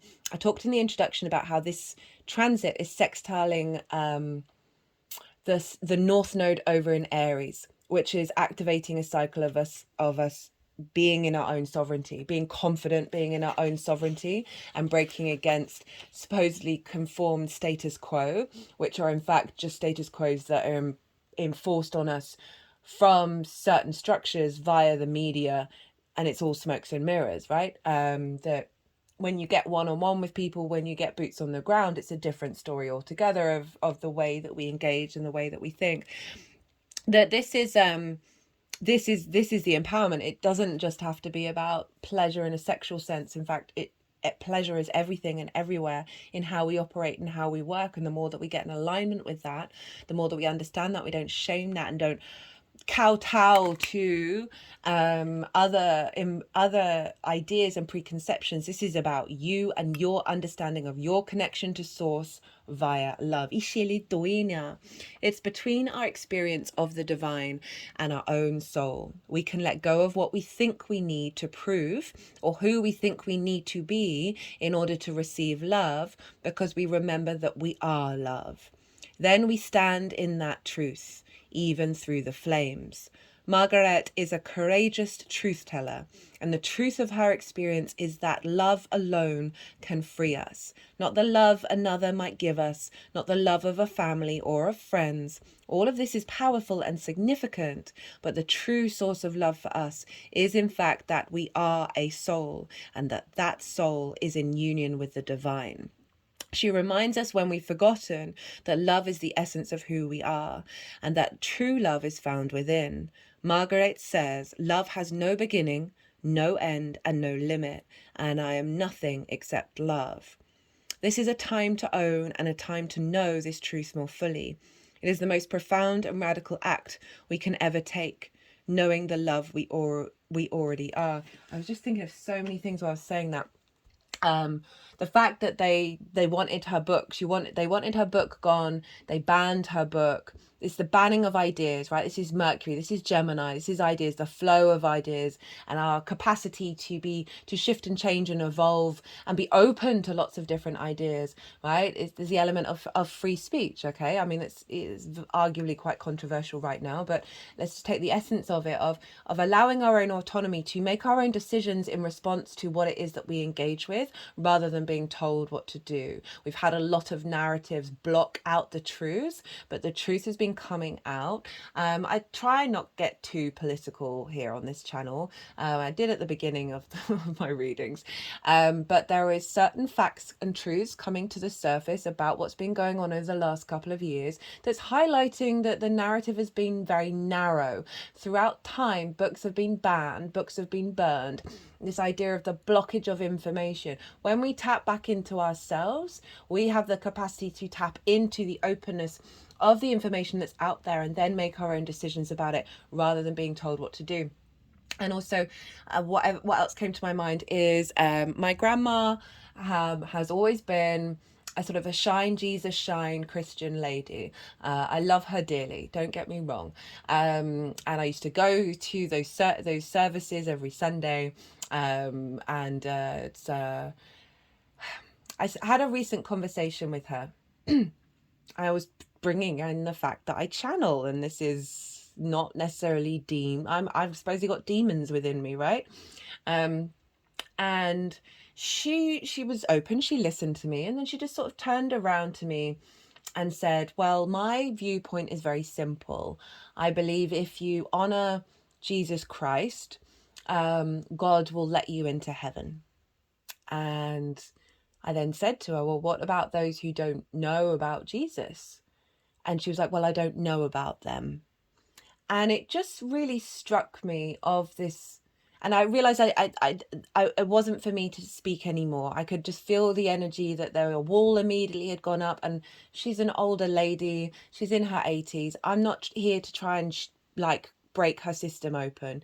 That's not really the point of it's up to her soul and her path to do whatever it is that is right for her.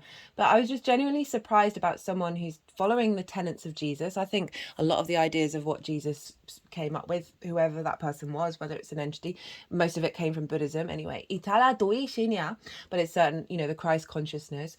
There was a lot of really amazing tenets about Jesus. He was a rebel. If you read the stories, he was a rebel. But, it's basically don't be a dick, right? And operate from a place of love. And it just baffled me that someone who was following those tenets genuinely believed that this was the way God was, and then wanted to follow that God, right? A very vengeance, spiteful, small-minded God energy that was like, well, unless you respect my son, I'm not interested in you. And I was just thinking, well, what if there's a person on the other side of the world that embodies all of the energy of the Christ consciousness but has no idea, no clue, and they get sent down to hell, do they? And it's that kind of restriction on love and our connection to source, that I feel like, whether that's in your life, whether you were brought up with that when you were younger, you moved away, or you've got questions of faith, or whatever it is, or inherently it's not a part of you in this lifetime, or I should imagine many of us have gone through many, many lifetimes of being exactly in that space, of being in that sense of of that moral piety, those restrictions, those dogmas. We've lived that life, and we carry a lot of the shame we have around that, a shame around perhaps our freedom and our independence that we have now, that there are parts of our soul's energy that is fundamentally because of that past life energy is still resisting and blocking that freedom.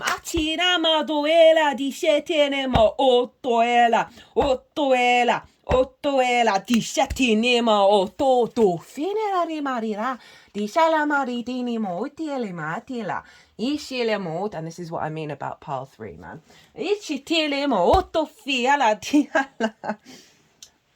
So this. Oh, I'm so enjoying this reading. I'm really enjoying it. I love this shit. Etophilia. I love the bigger questions.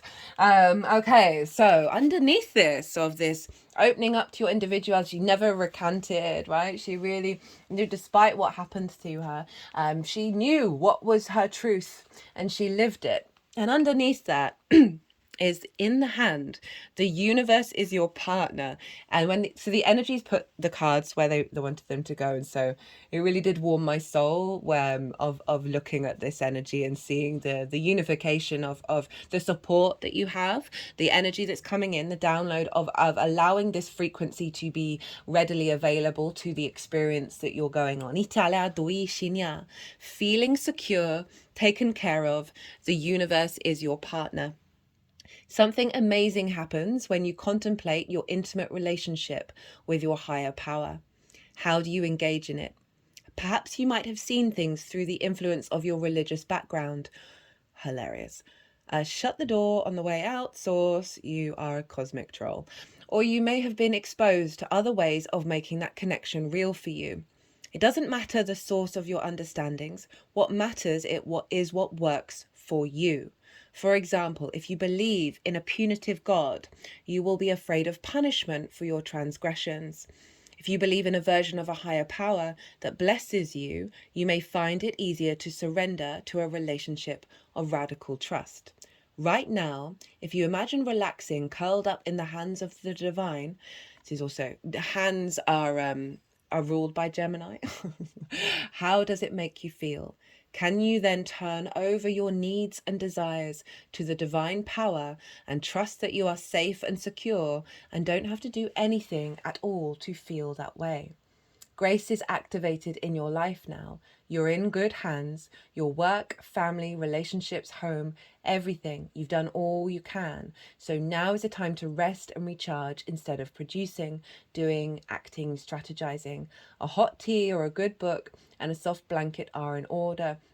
I feel like this is a mixture of things. One is kind of highlighting what I was talking about in terms of the dogma of book religion, and that there are good tenets in it, but it's how it's affecting the way that you understand your connection to whatever it is, right? Source, the light, the universe, the cosmos, whatever it is. That is it nourishing you, or is it calling you to feel shame, right? The other side of this combination is that it's bringing in an energy of support to activate your capacity to transform, whether it's heavily within your own incarnation or you're helping with the collective, your ancestors, your soul lives, of doing some deep healing. And I think that's why it's suggesting the sort of the rest and the recharge, right? I talked in the introduction about how Venus is moving into being an evening star. This is where we reflect on all that has come before us. We then bring nuance and depth. It's a yin energy, and cultivate and nourish this new frequency that's coming in.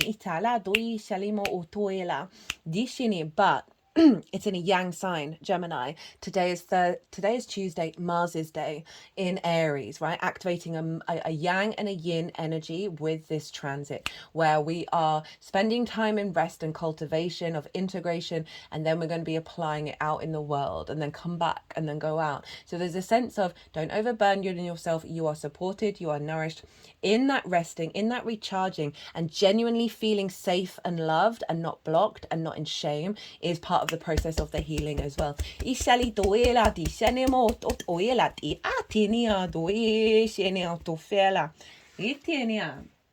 Right, whoa. So we have the King card with the Labradite, which I will read after reading the King. Now, this is big Emperor energy, right? So big Aries energy. This is your sovereignty showing up here, that's being activated and amplified of what you've already been working through. Itala, Shini just had an energetic release of that. There's a real sense of empowerment, of maturity, of honoring your own divinity, and doing so in a mature and authentic place. Itala, the king, the ruler, the commander, the emperor. If our lives are imagined as a kingdom containing the entire spectrum of human existence, wow, that's really tapping into the, I said earlier, this feels like a very collective energy, right? All the energies are collective, but the weight of this one in terms of the power of how your life, your individual life is what you're working through and activating and infusing is a part of the entire collective. And this one has a fair amount more restrictions around it than the other collective readings, in terms of that dogma. I mean, they have done in pile 1 and pile 2. It's just, there is, as I said, there's a heaviness here, and I don't mean it's just there's a complexity of energy that is being navigated. The king presides over it all. Through the lens of the king, we assess the state of our land, make decisions and rule accordingly. Therefore, the king must be thoroughly and regularly vetted so as to avoid corruption. Again, that's you being in an observational state of yourself and your responses and why you do the things that you do, whether it's off of your past experiences that I've distorted the true essence of self. That's the kind of corruption that we're talking about, or a reflection of the corruption. You just think of all of the sort of stories that have come out with, or every religion, right? every element that has a sort of thou must do that, of that sort of the collective corruption here. Recognize the dual nature of the king. He is either seated in benevolence and strength, guiding you towards peace, or he is oppressing the weak out of the need to control. There is not much middle ground. Some think of the king as the ultimate expression of the ego, yet the great kings of mythology and history serve from an egoless place. They take their throne with grace and humility, knowing the divine uses them as a channel to heal deep and long-standing discrepancies in the kingdom. Oh my goodness, that just sums, I mean, I'm nervous of talking about this sort of bigger collective energy. Genuinely, I felt nervous, even though compelled to get the words out, even if they've been struggling. That really, like, I honestly, I'm not, I have no energy around feeling scared of this energy in any way, shape or form. Just that there's a lot, right? And that you've picked this pile because you're coming into an attunement where you can do this on a personal level for yourself, which brings you into your sovereignty from a place of grace and humility, and a wisdom to so it says, when light, benevolence, divine leadership, service, nobility, of being in service to yourself in this way is fueling the collective ascension of the consciousness. And it's really interesting with the piles, and sorry, I'm talking more about the other piles because you are pile 3, that it very much felt like a progression from pile 1 to pile 2 to pile 3 that is embodied within all of us. And we're going to be drawn to perhaps one more than others, but these do all feel like they're working together. I've claimed all of them so far.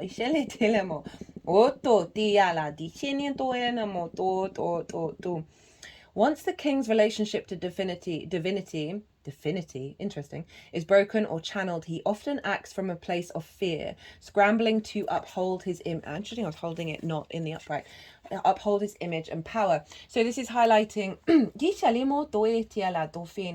so I just feel like there's going to be some complex energies coming up within yourself or your environment that's calling you to be in a state of observation and pause about how you want to respond, being observing how you impulsively respond, not instinctively, impulsively respond, which can often be from trauma responses.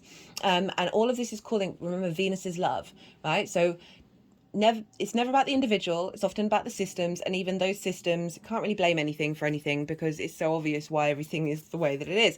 And fear is such a powerful energy around what shifts everything in that way of, like, when we come back to a sense of love within ourselves, a love for, perhaps maybe there are things that you've done in the past that you're not necessarily happy about, finding a deep love and empathy around that, as well as objectivity of the cause and effect of these things. Saturn is squaring this transit, right? So Saturn is about cause and effect, and understanding it, and then being able to, you can forgive but not necessarily have to condone what's going on, and then recalibrate back to your own energy. And it's all about how you then take action moving forward.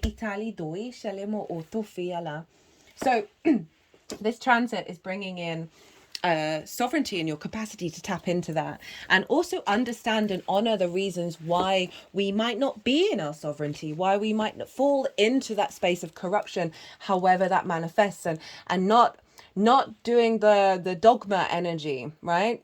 But remembering love, everything is love, the power of that, and coming from source, and that is our desire, the love. When we're fully embodying unconditional love, we understand the authenticity and the sovereignty of every atom and quark in the universe. And that means we're no longer in conflict, and that means we are in flow. Okay, so this is labradite. Let's see if I can get an angle where, oh, look at that blue.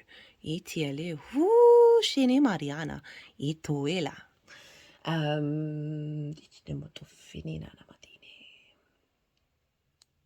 This mineral protects one's aura and helps to keep the aura clear, balanced, protected, and free from energy leaks. It assists in the alignment of the subtle bodies, enhancing the connection between the physical and ethereal realms. Well, already there's a level of an acknowledgement of the process that you're shifting and changing, and how it has the capacity to be influenced from the external world, and that aura, there's a level of needing to keep that in alignment as you walk this path, and doing the good work that you're doing. That I really like that this stone has come in and wanted to be with these cards of keeping you balanced, keeping you protected, and making sure that your energy is at a point where you can do this work. It's said to represent the temple of stars, assisting one in sustaining and maintaining while providing for the understanding of the destiny one has chosen.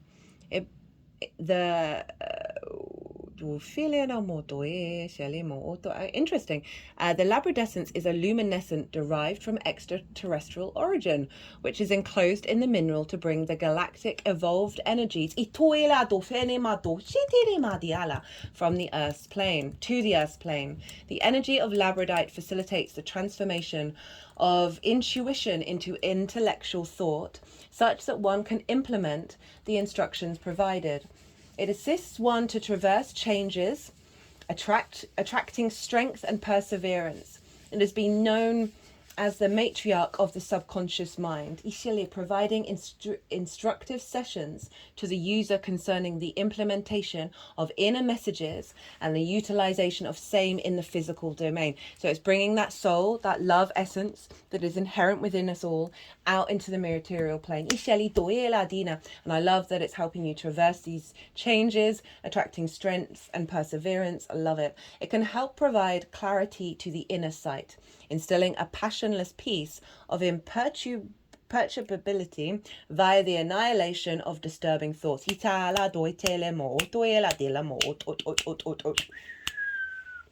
also symbolizes the moon and helps one to advance without constraint through the cycles of progression, heralding the arrival of ascension. Whoa.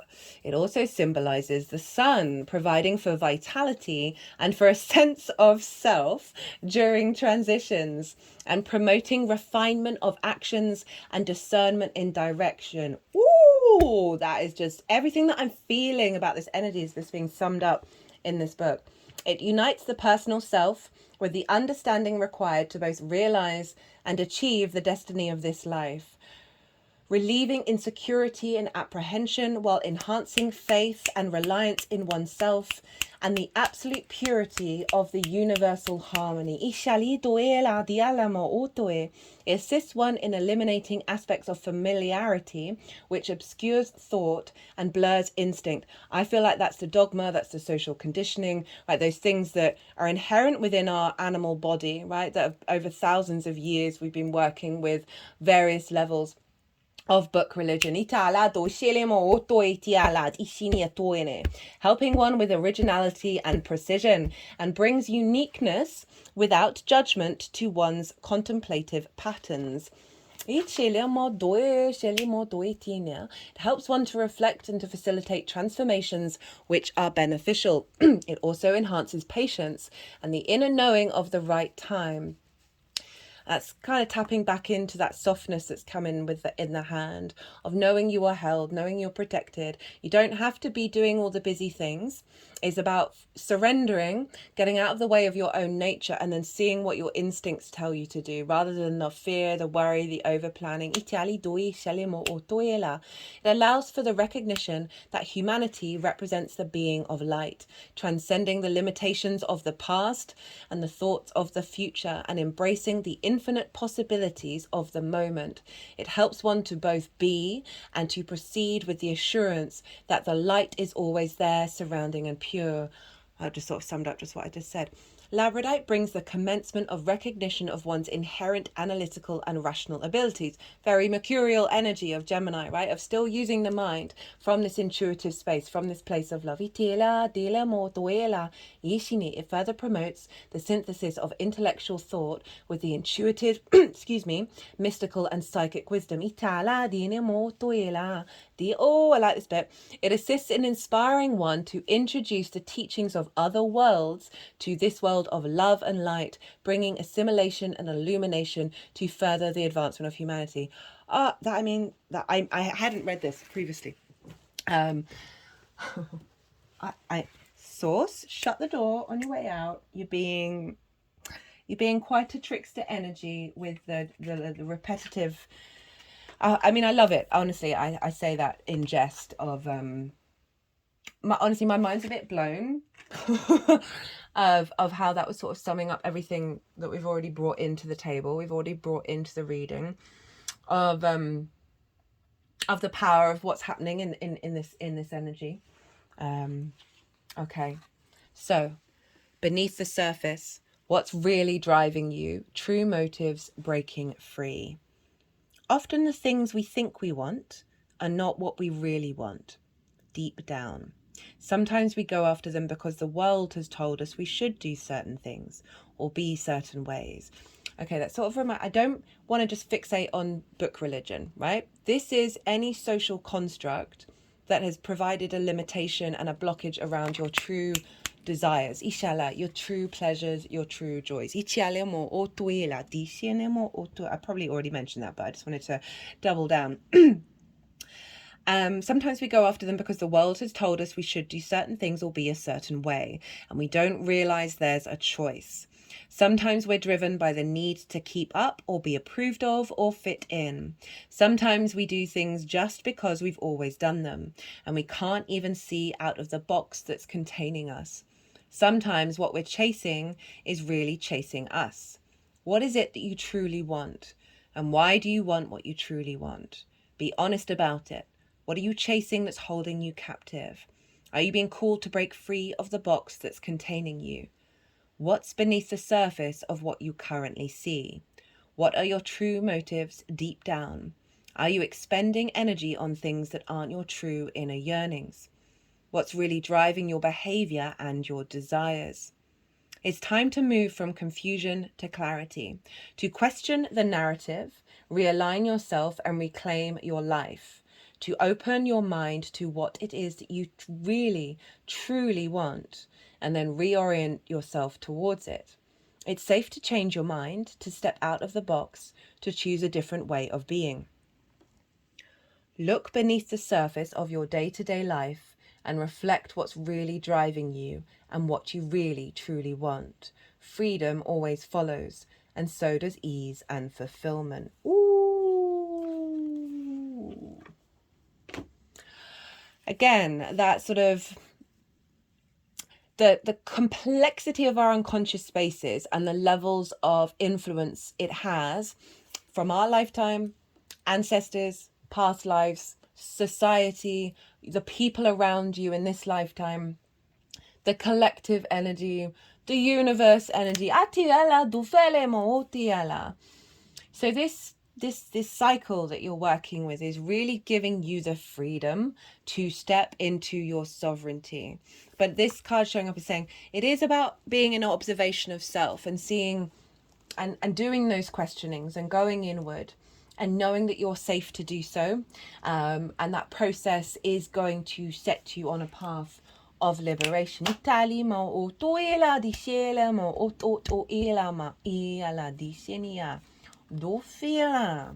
Okay. We then have the ally card. This is from the Tantric Dakini oracle. Let me just get the book open. Okay. So ally bears the number 15, the combination of the number 10 of completion with the number 5 of organization. Now that is so very interesting when I was talking about sort of more collective energy, you know, book religions. It is an organization around control, around fear, and societal structures, politics, all of those things that are those kind of bigger cages that have a desire to organize us so civilization can advance. Don't get me wrong, I understand why all of this has happened, right? But there are new paradigms to be bringing in here. So the sense of completion of your link to those organizational limitations. And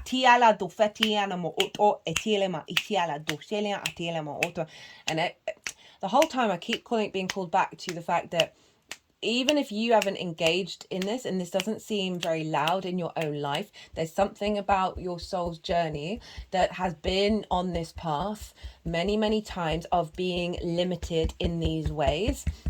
And giving your authority and your autonomy over to other people, over to gurus, over to the Pope, whatever it is, all of those things where you are no longer in direct conversation and communion with self and therefore the divine and therefore love, right? That what's going on here is a completion of your current incarnation and therefore all that has come before you in your soul's path, of your connection, of the blockages around that. There's a line being drawn on the sand, a very karmic energy here that is clearing the decks. It signifies the raw power of the unconscious in a blatant or erotic sense, the material of all intentional magical acts. This could be, and I'm not always a fan of talking about this kind of stuff just because I don't really connect to it, is the more of the darker side of magic. That can come from greed and spite and all that kind of thing. Or limitations around your understanding of source in many lifetimes, where being burnt at the stake, where you've been deemed to be that sort of dark magic, right? The occult, and that, you know, that there is something wrong and that you are so wrong that you need to be destroyed. When usually it was just sort of, you know, herbalists, right, trying to figure shit out. And also someone who's wanting to connect to love and just stepping out of the middleman.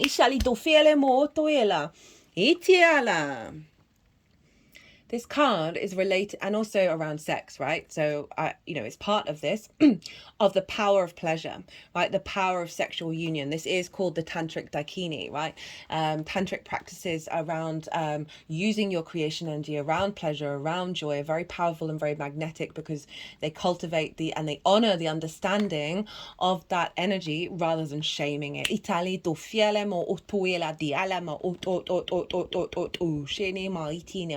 And the liberation that we can get from those acts do whatever's right for you, but there is an inherent magnetism and power and the sort of sacred sexuality that is often blocked and restricted by these energies that we've been talking about throughout. That again, it's another inherent limitation, and again, going back into the sort of moral piety and then judging everybody, right? It's a real conflict energy, not cool. This card is related to the devil of the traditional tarot. The devil used to be Pan. Right, it used to be the masculine fertility energy, right, that is within us all, of our ability to create and explore and be in the 3D realm, rather than prioritizing heaven, right? We are here. This is heaven on earth. We are here to create. Very rarely do I read the devil in terms of its sort of traditional viewpoint, right? But I feel like both of those energies are coming through, of a sense of the restrictions, the limitations, that which have felt like chains around you that aren't tight. They're able to be released. But so often we can get stuck from our unconscious responses, from our trauma responses, to fall into these distorted energies, into addiction, right? And all of the right. So this is being very mindful of how you engage with your pleasure and your joy. Gemini can be about hyper novelty, hyper stimulation, to the point where I'm not trying to shame anybody in any practice apart from consent. Consent is key. Everything else can kind of really do one. That there is, and the ability to make consent, right? Okay. That so often our unconscious responses, we may like, oh, I'll just treat myself, I'll just do that. You know inherently always whether that's good for you or not, right? So I'm not shaming any practices or any processes, right? I've certainly had my own share of addictions and issues in the past. And shame is the enemy of healing and integration. We always know, inherently know, what's right for us truly, what brings us nourishment. The other side of the devil is an empowerment energy, our capacity to create from our own magnetism, our own creation energy.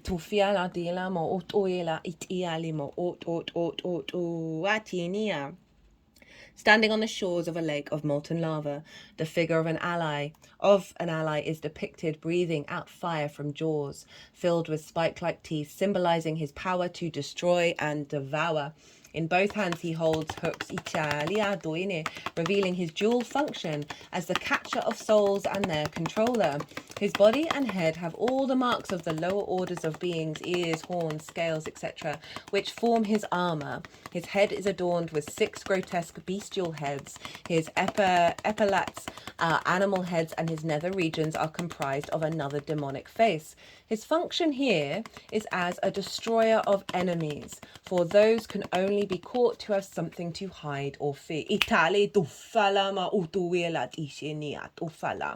So I really like that this card is called the ally, right? This is your ally who has the capacity to destroy what we've been talking about.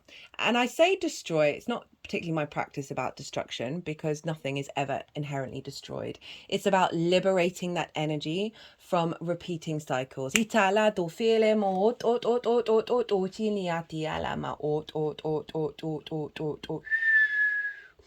so much shame. When people have something to hide or fear, there's usually so much shame at the root of it. And I really feel like this is a liberator away from shame that is freeing up a lot of entanglement. The person who draws this card has been given this creature as an ally to help overcome lower orders of consciousness. The ally is the form of the basic raw kundalini fire, the serpent energy of the sexual center. And this is all about your capacity to transform that energy into the magnetized power within you that gives you life, gives you nourishment, gives you the ability to create from your inherent essence, from your sovereignty. You know, you got to, there's an element of going through the process of releasing a lot of this quagmire of fear, of shame, of rejection, of all of these things. Sorry, a lot of energy is wanting to come out. of working through all of this, right, and transmuting this energy. And this, I really love this image because it's highlighting, what are we afraid of? Why are there certain, why do we put certain connotations on images that may not be all love and light and pleasing? This is really this energy is all about the capacity to honor the two sides of the same coin. It's not about judgment. It's not about judgment, but it's about your personal connection to what nourishes you.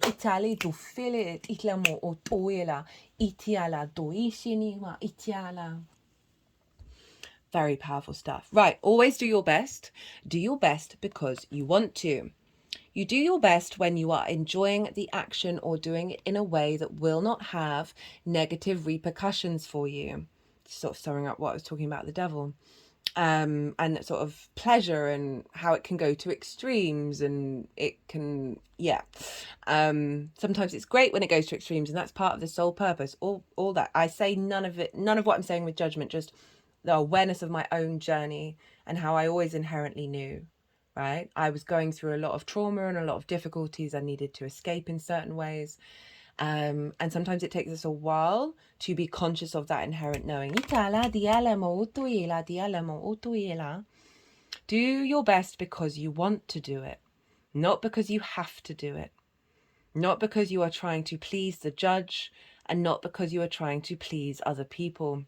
And I also feel like not trying to please your unconscious trauma responses, if that feels relevant to you, right? Those love languages that we learn at a very early age, that we then go and recreate.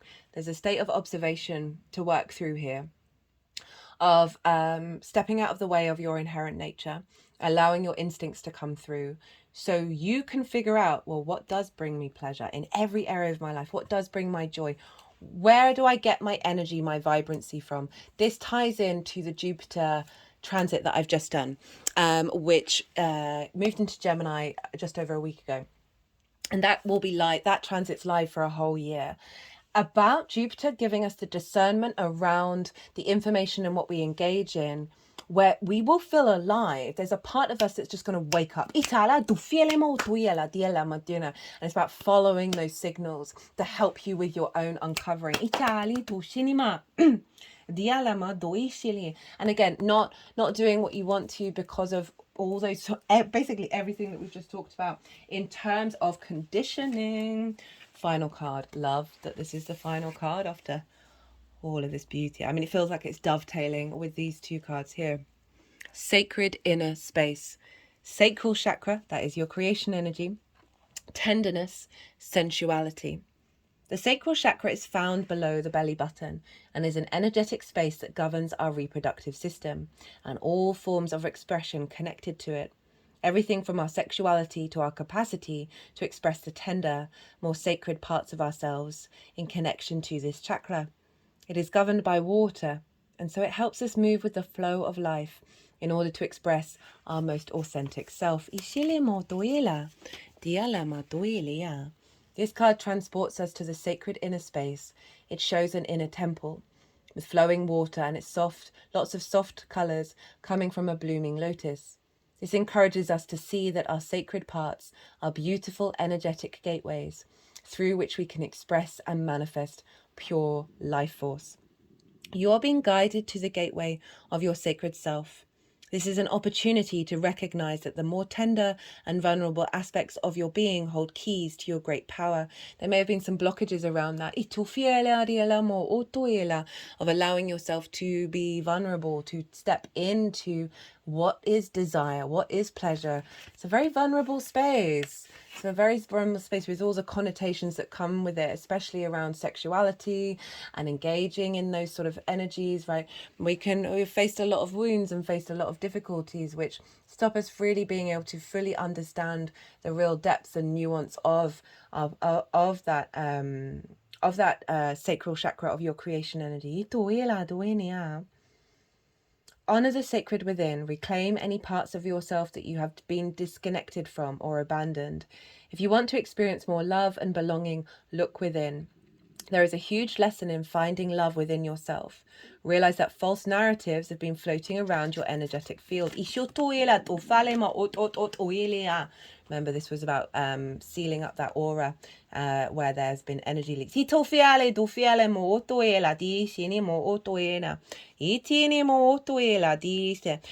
that have discouraged you from expressing yourself. You may have even been lied to and told you aren't beautiful. This card is here to remind you that you are beautiful, and more importantly, you can create beauty in the world.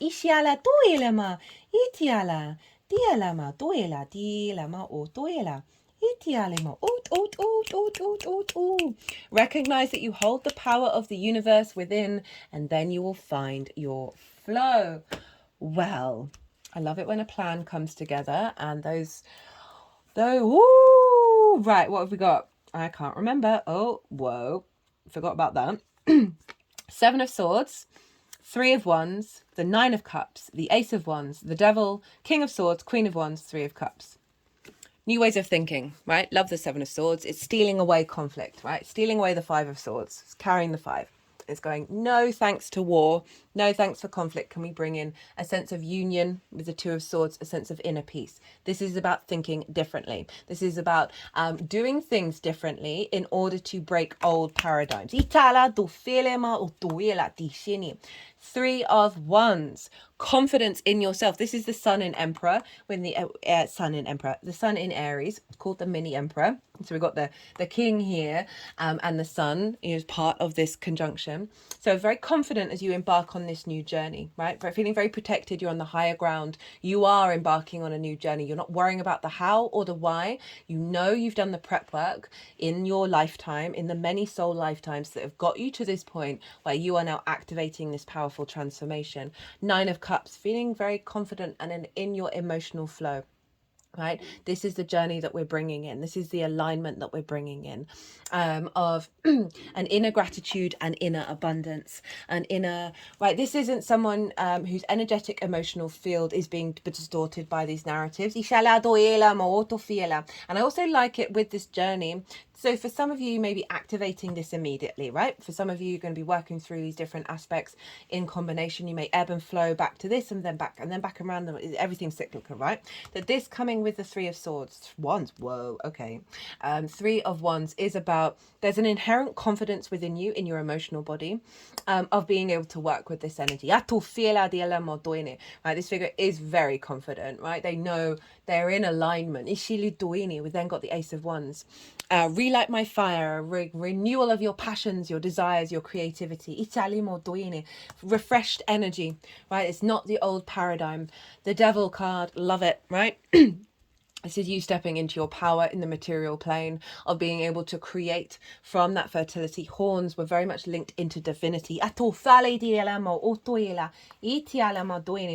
you working with the power of that energy in the way that you create in the world. It's Capricorn. It's long-term legacy energy that is serving you. I'm just feeling such a creative power coming with that. King of Swords, Queen of Wands, clarity of vision, right? And a cultivation of your passions and your desires. Being able to see things clearly, to break out of that dogma and be very firm in your understanding of your own vision. Excuse me, my throat's about to go. Very independent, very charismatic, very magnetic, the Queen of Wands, very creative, very passionate. And I love that this is bringing this in of the ability, it's the yin and the yang here of being able to act on your sovereignty and cultivate what you are bringing through here. That's leading you to the Three of Cups. This is flow, union, harmony, celebration, abundance, right? Really, it's a very abundant, pleasurable, emotional alignment.